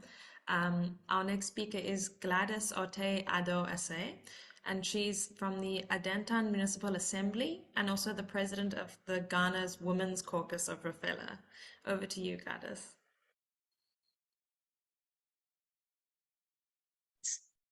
Hi, good afternoon to you all. Thank you, Julia. Greetings from Ghana, and it's a pleasure to be part of this panel. Over here in Ghana, we're doing a lot. From the municipality level, we are ensuring that women who play a key role in our respective communities, constituency, and the nation get a fair share of allocation and everything that they want to do in terms of leadership. Adenta is actually it's in an urban area, and where I am a councillor also, we constitute into the municipality. And across board, we are doing a lot to ensure that women participation is higher. We are looking at where women play a role. We had the earlier submissions that women do a lot of things in terms of multitask. Okay, so over here in Ghana, although we have higher percentage in women representation, 52%, most of our women, we don't climb high in terms of decision-making table. Why? Because a lot of the women do micro businesses. So we find ourselves in marketplaces, we find ourselves doing trading, petty trading, we find ourselves doing the micro businesses. So the municipality, we have pushed so much through committees, through recommendations, through government to inculcate facilities that can actually take care of their children, so that while the mother is in marketing, doing business, the child equally can have an access place for education, so that these kids are not left out. Again, we have marginalized. We are talking about inclusiveness. So we have the disability fund that will also cushion the PWDs. In terms of providing skills, we have the municipality actually have some donors, external donors coming in to actually facilitate that. So within Adenta, we have the ProMatch, we have the EU, we have currently on plastics, and all these facilities are being sponsored by European Union, so that women can also come on board. In terms of education, we are talking about sensitization. There's a lot of sensitization forms going on. There's a lot of role modeling, like people who have made it in politics, people who have made it in leadership, will be role models to actually coach others, to serve as mentees to others. We are looking at increment in politics, increment in decision. Here again, we have the Federation of Canadian Municipality currently supporting Women Caucus. Women Caucus, where I have the rep, I have the 16 region women managing them. And being the REFELA president also, we are advocating that more women should come to the decision table. So thankfully, we have FCM coming on board to do capacity training for the women. Again, we are doing sensitization. Again, we have cut across lobbying or sourcing for women who this year, October, this year is election year. In terms of local government, we have a lot of the women coming on board. As far as REFELA activities, and in democracy also, I believe in democracy. So per REFELA activities, we have cut across the system region. We have reps who are actually also sourcing out for women who would like to contest, women that are being abused, so that they bring it to the fore for us to address that, women that are facing oppression, women that they have capability but financial constraint. So across board, per the agenda of REFELA in pushing up women participation in politics and in leadership, so that at the grassroots level, they can tease out this and bring it out to the fore for solution or for address. In terms of government, we are looking out for the affirmative bill as a policy from government has been pending for long. So we are actually liaising with some CSOs, there are other institutions, so that this bill will be passed in Parliament. If you come to Ghana, although again we have higher representative in our percentage as women, the lawmakers, people who sit at the lawmaker in Parliament are low. Again, in our local level, we are also low. So we need to push up so that we advocate, we push more women to contest for next year's MP, so that once they understand the concept that this bill needs to be passed, then we get them there, then we can also have this bill passed from government level. In terms of parity, I will speak from NALAC. NALAC has, as an institution, also deem it fit. And that is why we have a women caucus portfolio, because they are also gender driven. They understand that women needs to also be pushing up. Then in terms of democracy, we have created a system we have talked about it. Then this year, Dig It For All, we are looking at how best we can actually train women.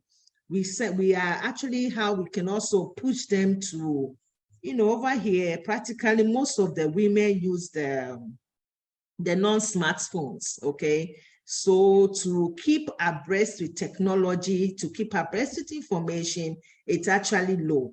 So per the agenda and the theme for this year's International Women's Day, we actually sending a recommendation to government to actually liaise with the telcos so that every place, either urban or rural, we can have access to information, access network, and everything will be okay of that.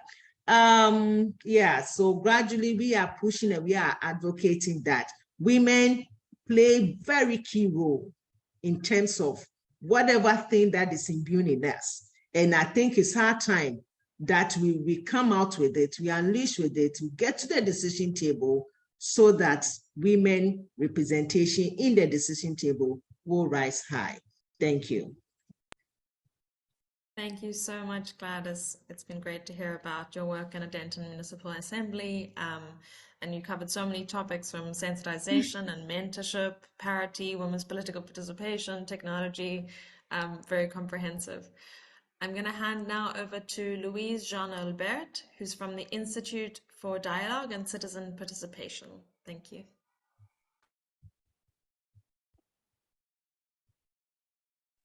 Bonjour, bonjour à toutes et à tous. Merci beaucoup pour cette prise de parole. Est-ce que tout le monde m'entend bien? Oui, c'est bon?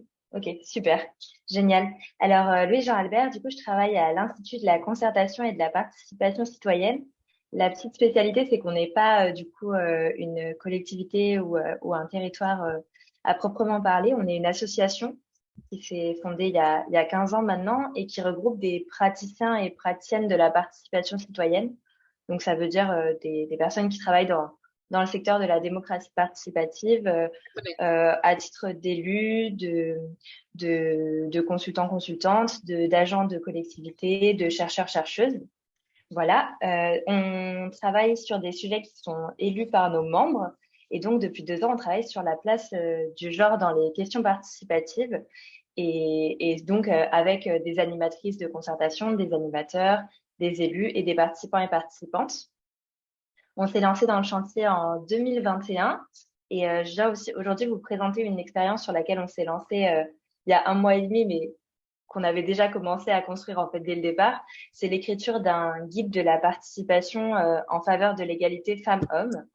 Donc c'est un chantier en fait qu'on construit à partir de fiches d'expérience qui sont déjà existantes, qu'on a collectées au sein de nos précédents échanges sur l'année qui est passée. On a eu des ateliers de collecte aussi avec pas mal de personnes qui contribuaient, qui partageaient des outils, des trucs et astuces, mais aussi des mauvaises expériences et des réflexions sur les questions de genre et de démocratie participative. Et on a depuis du coup 1 mois et demi un collectif de contributeurs, contributrices et de rédaction qui nous aident à écrire ce guide de la participation qui, en faveur de l'égalité femmes-hommes, qui a pour but d'être publié d'ici juin prochain. Alors, j'avais prévu un petit diapo, mais du coup, je vous le présente pas parce que ça va être un petit peu lourd.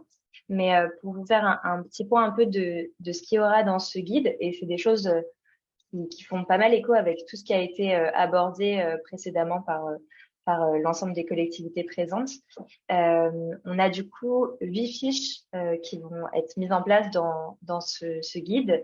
On aura une fiche sur vraiment la répartition de la parole, comme ça a été abordé précédemment, les outillages un peu pour dépasser ces prises de parole très longues masculines et réussir à redonner la parole aux femmes dans les espaces participatifs pour que dans les produits de la participation aussi, on les retrouve et qu'elles aient vraiment le droit au chapitre sur ces espaces-là.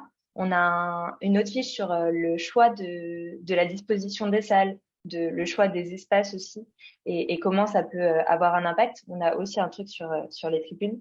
Je vois le collègue de Nantes qui réagit. Effectivement, ça fait énormément écho avec ce que vous faites déjà à Nantes. On a une fiche aussi qui est ciblée sur le rôle des animateurs hommes et donc comment trouver un juste milieu entre le sauveur et l'invisibilisateur sur ces temps-là. Ça, c'est quelque chose qui est ressorti d'une de nos expériences qu'on a menées au sein du chantier. Je vois Audrey Richard-Ferrucci qui est une de nos bénévoles les plus impliqués sur ce chantier-là et qui avait monté du coup un atelier de théâtre forum sur ces questions-là, qui a fait ressortir énormément d'enjeux qu'on traite dans les fiches et notamment cette place de l'animateur sauveur, des fois très, très indélicate pour les participants et participantes et pour ses collègues. Après, on a 2 fiches sur les questions de systématisation des modalités participatives sensibles au genre et sur l'enjeu des tendances genrées en fonction du sujet et donc le potentiel enfermement thématique des modalités participatives en faveur de l'égalité femmes-hommes. On a une fiche sur les dispositifs non mixtes aussi, qui ont été abordés précédemment par pas mal de personnes autour de la table. Et une sur le numérique aussi, qui du coup, en tout cas sur le territoire français, montre des vraies tendances genrées. Et enfin, on a un dernier petit outil qui est une matrice sur les propos discriminatoires et la manière dont ils peuvent faire un peu perdre pied aux organisateurs, organisatrices et aux participants, participantes. Ces fiches, on les a construites avec des rubriques, comme je le disais un peu précédemment. Elles ont des réflexions, donc c'est un peu des choses qui ont émergé, des discussions qu'on a eues pendant les dernières années sur ce sujet-là. On a des retours d'expérience, donc qui s'alimentent au fur et à mesure.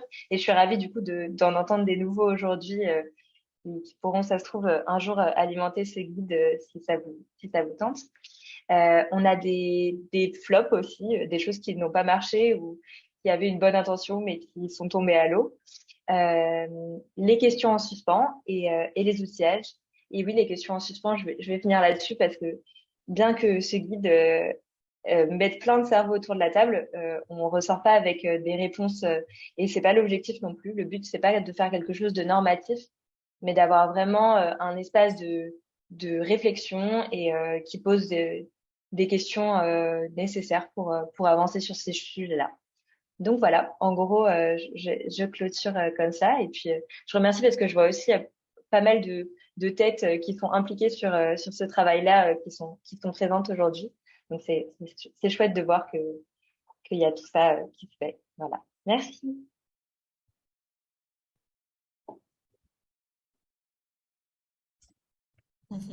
Thank you so much, Louise. And please do share the link or further information about this paper that's coming out.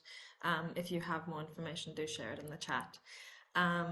Next speaker, her name is Zenaida Perez Gutierrez, and she's from the National Political Assembly of Indigenous Women, o Asamblea Política Nacional de Mujeres. Muy buenos días. Justo me acaba de dar el sol, está amaneciendo, bueno, está despejándose aquí en Oaxaca, México, que es el lugar desde donde les hablo. Estoy en mi comunidad que se llama Tlahuitoltepec, al sur de México. Entonces, primero quería compartirles justamente a qué nos dedicamos nosotras. Yo también no soy del gobierno actualmente, soy de una articulación nacional de mujeres indígenas, que, bueno, en esto coincido con el panel anterior, ¿no? Donde se hablaba de interseccionalidad. Creo que en esto también ocupa agradecer tanto a Emilia como a Julia, con quienes nos conocimos dentro de este encuentro global del Foro Generación Igualdad. Y desde ahí hemos insistido mucho, ¿no? Cómo es importante mirar a las mujeres en su diversidad. Ya se habló de raza, clase, género. Y con esto que agregaba Joyce, creo que era lo del territorio y lo de la colectividad, ¿no? Creo que también es importante meter en este análisis los idiomas, ¿no? Siempre lo hemos dicho. Escuchar en el idioma que nacimos es sencillo, pero forzarse a escuchar en otros idiomas es un poco cansado también, ¿no? Entonces entiendo que aquí estamos usando varios idiomas. Muchas gracias a quienes mantienen la atención. Sé que ya estamos en varios números de participaciones. Yo lo que quería decir es que nuestra contribución justo pone en la mesa la diversidad de contextos en los que nos encontramos. Por ejemplo, México tiene más de 2,000 municipios en este rango de gobierno que se está analizando en esta mesa o que convoca esta red. Más de 2,000 municipios, entre los cuales hay un municipio que tiene 81 habitantes y hay un municipio como donde yo vivo que son de 9,000 habitantes. Y seguramente de los gobiernos donde ustedes vienen, tal vez también hay más de 1 millón de habitantes en un municipio, ¿no? Entonces, entender que la figura municipal también es una forma de organización que lo aprendimos de afuera, ¿no? La comunidad o el pueblo indígena en el que yo vivo tiene sus formas propias de organización, pero para ser reconocidos por los de afuera tienen que asumir el reconocimiento de un gobierno municipal. Entonces, para que pueda avanzar el reconocimiento, es necesario nombrar también que en México hay 2 maneras de elegir gobiernos en lo municipal, por partidos políticos y otro por sistemas normativos internos. Y en el caso de Oaxaca, el estado en el que me encuentro, son 570 municipios, de los cuales 417 nos regimos por formas propias de gobierno, que algunas veces se ha escuchado que se le llama usos y costumbres. Entonces, justo cuando nos decían, ¿no?, cómo favorecer la participación de las mujeres en los gobiernos, y hay varias escalas, ¿no?, el municipal, el estatal, el nacional. En nuestras comunidades es más sencillo porque aquí vivimos, este es nuestro territorio y nos nombramos por ser las personas que nos conocemos, hablamos el mismo idioma, habitamos en la misma comunidad. Y ha sido realmente, creo que desafiante meter como por imposición la cuota de género, ¿no? Creo que es importante abrir las reflexiones, los diálogos, para justo ver esto que se decía, en qué condiciones están la vida de las mujeres que quisiéramos que lleguen a esos espacios de decisión. Las cargas de cuidado sí siguen recayendo muchísimo en las personas indígenas, negras, empobrecidas. Cuando se habla de trabajos de cuidado, mucha gente de las comunidades migra a las ciudades urbanas y básicamente por el nivel de escolaridad también acceden a empleos como trabajadoras del hogar. Entonces, esos son los trabajos con menos paga, ¿no? Y que dificulta también procesos organizativos. Y si tenemos poca escolaridad, poco ingreso, difícilmente podemos llegar a otros espacios de decisión. De la articulación que yo formo parte, que ya es como el segundo piso, que al menos ya tenemos resuelto dónde vivir, qué comer diario, pues nos ponemos a pensar en nuestros derechos, ¿no? Entonces, pues los vamos aprendiendo de otros espacios, de otros encuentros como esto, y los tratamos de replicar con las compañeras en nuestros propios territorios, en nuestras propias comunidades, pero también hacia las autoridades federales, ¿no? Aquí el gobierno pues es un gobierno federal, hay una representación a nivel nacional y ahí es donde le hacemos llegar nuestras demandas, ¿no? Que hay sobre el derecho a la consulta, el respeto al territorio, la participación política, los espacios de representación, donde es necesario reconocernos. Entonces, nuestra principal agenda es que reconocieran a las mujeres indígenas como sujetas de derecho, ¿no? Que dejen de vernos como sujetas para solo programas asistenciales, sino que nos consulten y nos hagan parte de esos espacios de toma de decisión. Siempre es desafiante porque todo el trabajo es voluntario y creo que es necesario pues ir reconociendo como también estas otras formas de organización donde las mujeres con su propio esfuerzo, con su propio voluntariado están tratando de llevar a la agenda pública las necesidades y demandas de las mujeres, porque creemos en este principio que nos compartía la secretaria de Brasil, que si nosotras vemos los retos, nosotras hemos mirado los obstáculos, deberíamos hacer parte de las soluciones, ¿no? Y creo que esto lo aborda bien la relatora Vicky Tauli en su informe global que hizo sobre derechos de las mujeres y niñas en el mundo. Y quería decirles también que en este avance que han tenido algunos organismos internacionales como la CEDAW. A través de su comité acaba de emitir la Recomendación General 39 sobre derechos de las mujeres indígenas. Y ahí creo que dice claramente por qué, cómo, dónde nos podemos pues dar la oportunidad de participar, porque las problemáticas ahí están, pero es necesario avanzar hacia la participación sustantiva. Y esto se da porque pues compartimos esta doble identidad, somos parte de pueblos indígenas y también pues estamos en esta agenda feminista y de género. Entonces a veces se piensa que hay tensión y lo que estamos tratando siempre de hacer es abramos diálogo para lograr el mayor entendimiento. Les agradezco muchísimo el espacio y aquí pendiente para lo que sigue. Muchas gracias, and then wonderful to hear about. It's really exciting, and really powerful and wonderful to have you here. I'm going to hand over to Anders Nort, who is the Senior Advisor, Finance and Governance Division of the Swedish Association of Local Authorities and Regions. Thank you so much. Thank you very much, Julia, and it's very nice to be invited to this session. In a difference from we heard from Mexico, outside my window there is snow on the ground, so we are in different parts of the world, really. I work at the democracy unit at Salar, and we are a political-led organization. Carola Gunnarsson, who is in the meeting, she has been one of our most important politicians during several years. So we have a lot of local politicians that lead our work. And one thing that we have adopted as an organization is the European Charter of Equality for Men and Women.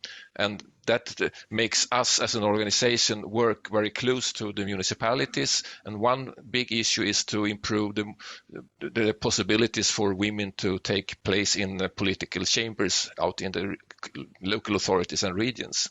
We have 290 municipalities in Sweden, 10 million inhabitants. But the average municipality has only 17,000 inhabitants. So we have rather small units compared to many of you in this session. We have, in 2021, we celebrated 100 years of democracy in Sweden. In 1928, we had the first year of equal right to vote for both men and women. And that's a significant landmark for us, but it's a long time struggle. Now we can see that in the last election in 2020, in autumn 22, 43% of the local politicians are women, and it has been on that level for several years. And 108 out of 290 municipalities are led by women chairmen. So we have a lot of women in leading positions, both as politicians but also as professionals. But we can't lean back and say that we are on solid ground, because we have to defend and develop democracy all the time. And we also see there is a dark side for local politicians, especially women, that we have a yearly inquiries among politicians, and 28% of the women, they say that they have been victims for threats and harassments. And a lot of them, they leave politics and they avoid to take standpoints in difficult debates. And this is a higher figure among young female politicians. So that's real something that we have to be very much aware of and see how can we defend democracy for the future. As an organization, we work very close together with our members, the municipalities. We try to help them to improve their dialogue with citizens. And when I have this type of meetings with the professionals out in the municipalities, we have almost the same equality as in this meeting. There is mainly women that work with participation out on local level in Sweden, few men. So that's another type of the gender issue. We have to have more men taking part in the work for participation and democracy. we can see that one thing that's very, very important when you start with having dialogues locally is to point out the issue that you want to have dialogue on, and try to find the right best method for this type of dialogue. When we have dialogues about safety in the local area, walk and talk, for example, is very useful and common method to work with smaller groups of women or young girls to walk the city and see where do you feel safe, what can we come up with sort of ideas to improve safety in this part of the region. We have youth councils in many municipalities that work with a lot of issues that concern the young people. A lot of them is connected to gender issues, of course, and climate. And we have our front runner, Greta, who started Fridays for Future. She has been very many young girls, especially, have been inspired by her to lead the work locally. And participatory budgeting has been more and more spread in Sweden, and we can see that there are projects for young people especially, and a lot of the issues that are proposals, the proposals for the PB is about gender issues and how to come together, both boys and girls. Some speaker earlier talked about the importance of education. We can see that in Sweden, 61% of the students at universities are girls and women. So we have I think a problem with uneducated, unemployed, not chosen by the girls, young men out in the countryside, and they are. I think they are a bit.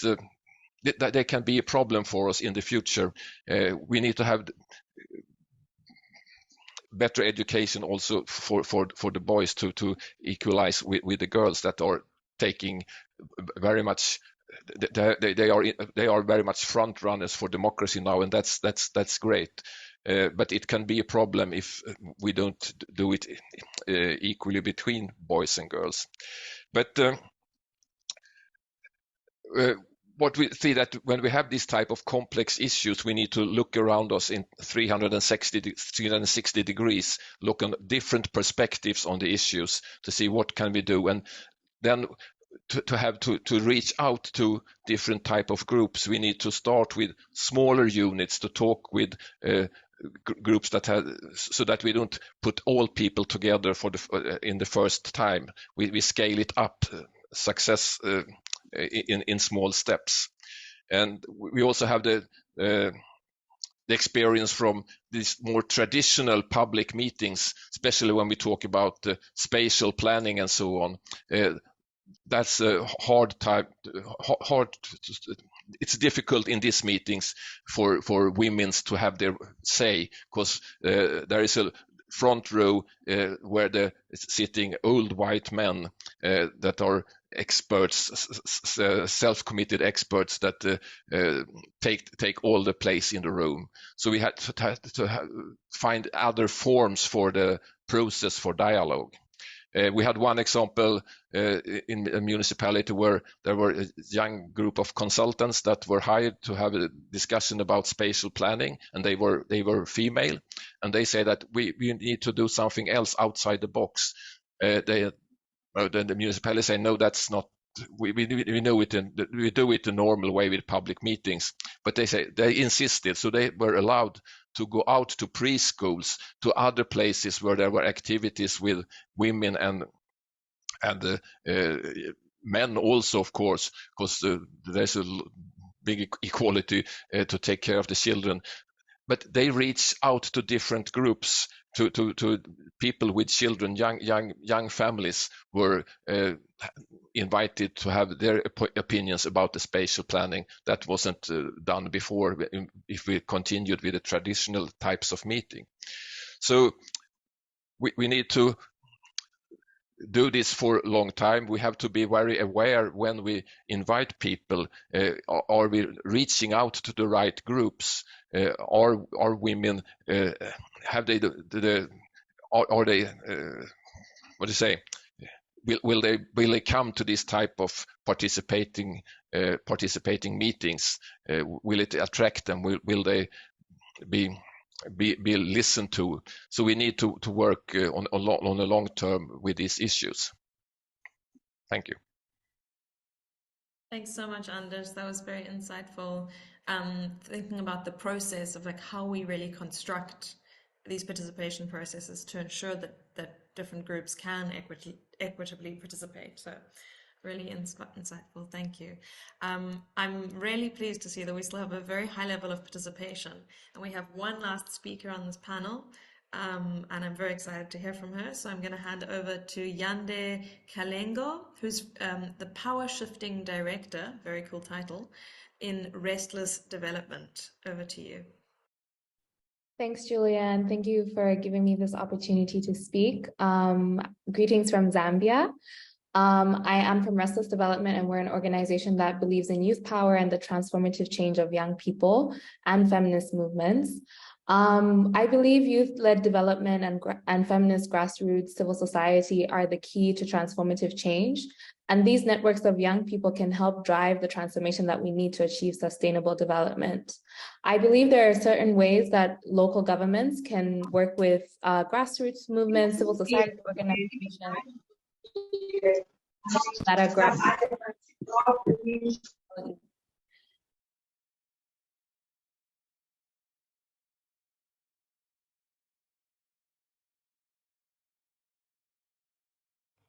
Sorry, Yande, you're muted. Hi, can you hear me? Yes, go Great. ahead. I'm just going to run through the ways that you can collaborate with these movements to achieve these kind of feminist agendas and transformative change. Firstly, I think we need to intentionally provide meaningful space for youth leadership and collaboration with civil society organizations. Speaking to the Zambian context, young people and movements in the communities and feminist movements have limited access to education, there are economic barriers that hinder their participation, as well as age restrictions when it comes to young people holding positions of authority in local government. So I would urge local governments to deliberately hold space for grassroots organizations to create safe platforms where they can meaningfully engage and share their ideas and their perspectives of their unique problems that they face, and also be part of the solution to those problems. I also think we could be open and dynamic to youth approaches. Today's youth-led organizations are the leaders of tomorrow. They have new and innovative ways in finding solutions to today's problems and steering revolutions to kind of push that change. So we need platforms and structures in local government that encourages this and is willing to incorporate this in the way that we work. I really think that we need to fund youth-led feminist grassroots civil society organizations. Restless Development did a recent State of the Youth Civil Society report that showed that after the pandemic, 71% of these organizations experienced a decrease of income. And for feminist movements, they receive less than 1% of overall funding. So in order for us to collaborate, in order for us to meaningfully collaborate with grassroots organizations, we need resourcing and to recognize their work and to compensate them fairly. I also think we need to promote youth leadership within our local government structures and feminist leadership. There's a lack of support systems to support young leaders, especially when it comes to elections, local government campaigns. Sometimes most of the times, the Zambian context, they're excluded. So I think we need to promote leadership within those structures, because once they have that position of making decisions and implementing policies within those local government structures, then there would be meaningful collaboration as well. That was my last point. Thank you so much for having me. Over to you, Julia. Thanks so much, Yande. It's such a privilege to hear from you and from the youth perspective. And thanks again for bringing those numbers about how little funding actually gets to feminist youth movements. I think that that's very central to start redirecting. Yeah, so it's been a really wonderful panel. I'm going to, without further ado, hand over to my colleague Adria, though, so that he will start wrapping up the session. Thanks, everyone. Thank you very much, Julia, for this moderation, and for all the panelists of the second and the first panel. Was really inspiring and very interesting, these different sessions. I just want to thank you, all of you, and to say that we're gonna share the video of this session, and we will prepare a document with the different presentations and the different experiences that have been presented today. I was really inspired, and it's a work that we need to keep doing. And from IOPD and UCLG, we will do that for sure. And I just want to take the time to give the floor to my colleague from Rio de Janeiro, Thalita, for a last comment also, and to link with the end of the conference also of IOPD. And I think we will have a video at the end to close the session. So Thalita, I give you the floor first. Hello, everyone. Thank you, Adrià. Can you hear me all? Ok. Eu vou falar em português, então. Em nome da Prefeitura do Rio de Janeiro, da Coordenadoria de Relações Internacionais, queria agradecer esse excelente evento, esse debate, ao IDP, a CGLU, a secretária-geral Emilia Saiz, que conduziu também essa sessão, assim como a Júlia, e falar que a gente foi excelente, que a gente reuniu aqui experiências tão plurais, boas práticas, e que a gente consiga fortalecer ainda mais essas redes, esse trabalho que é tão importante a partir de agora. E falar que a gente está trabalhando para a construção da conferência aqui, que deve acontecer em outubro. A gente vai lançar as datas, outubro ou novembro, a gente vai lançar as datas nos próximos dias. E que o tema, que a gente já comentou algumas vezes, mas que vai ficar em torno do fortalecimento de cidades inclusivas, diversas e transparentes, onde também a gente deve abordar o combate à desinformação, e tudo aquilo que desafia a implementação dessas políticas públicas, e assim como as instituições, né? E que é isso. Parabéns e obrigada a todos. Um excelente dia ou fim de dia, onde quer que você esteja. Obrigada.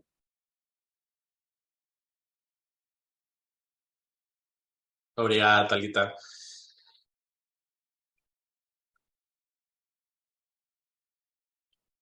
Okay, I think someone is asking to take the floor. If it's really brief, you can go ahead, please.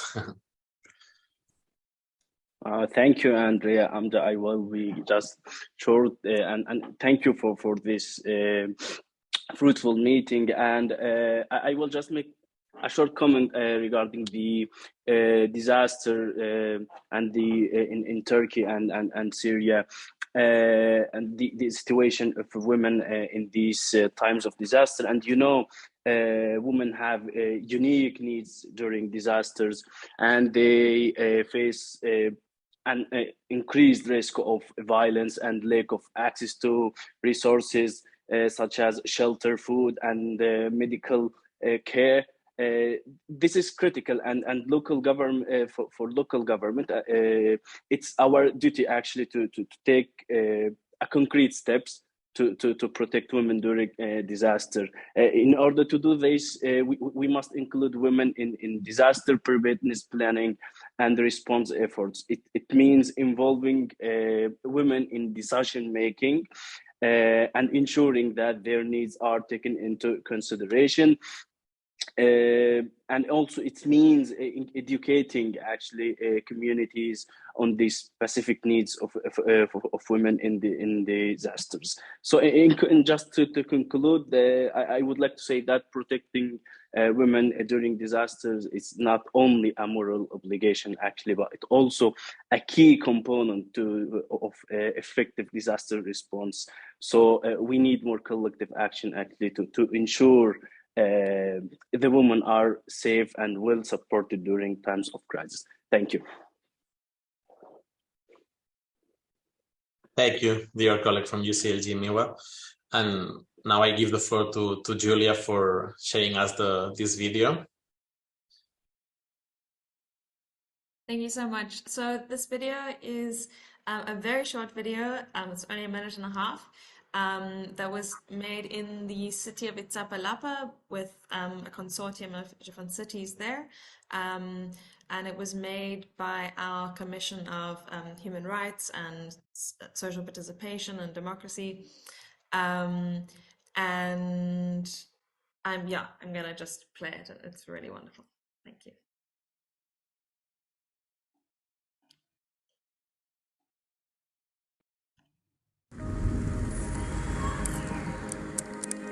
Lo personal siempre es político. Lo personal siempre es político. Queremos tensar la clásica distinción entre lo público y lo privado. Las violencias contra las mujeres son universales. Esta violencia es la principal violación de derechos humanos en el mundo. El primer territorio que habitamos las mujeres es nuestro propio cuerpo. Nadie puede luchar contra las violencias hacia las mujeres en solitario. Es una lucha colectiva. Las ciudades estamos luchando juntas. Estamos luchando en red. Ciudades donde las mujeres vivamos sin miedos. Ciudades que deconstruyeron el poder público. Los municipalismos feministas. Irrumpimos, las mujeres políticas y feministas de todo el mundo, con una visión en común. Juntas creemos. Juntas intercambiamos y aprendemos. Juntas observamos. Juntas transformamos. Y juntas queremos decir: nos escuchamos, nos creemos y nos cuidamos.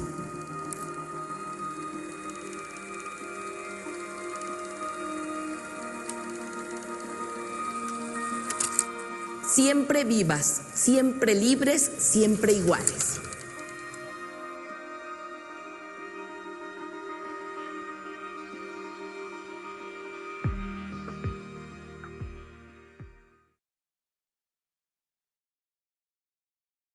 Thank you very much for the inspiring video of Iztapalapa. Oh, I saw that Emilia connected again. So maybe Emilia, if you want to say a final words. No, it's fine. No final words, just gratitude. Gratitude for all of you, the leaders and the activists of the movement that are helping us promote this transformation. Our gratitude to Rio for making this a building block of this important annual conference. And my commitment to ensure that your practices, your vision end up in our inputs at global level and ensuring transformation at local level, because that is what we are about. Thank you, everyone. Thank you. Obrigado. Gracias. Gracias. Take care of yourself. Merci. Take good care.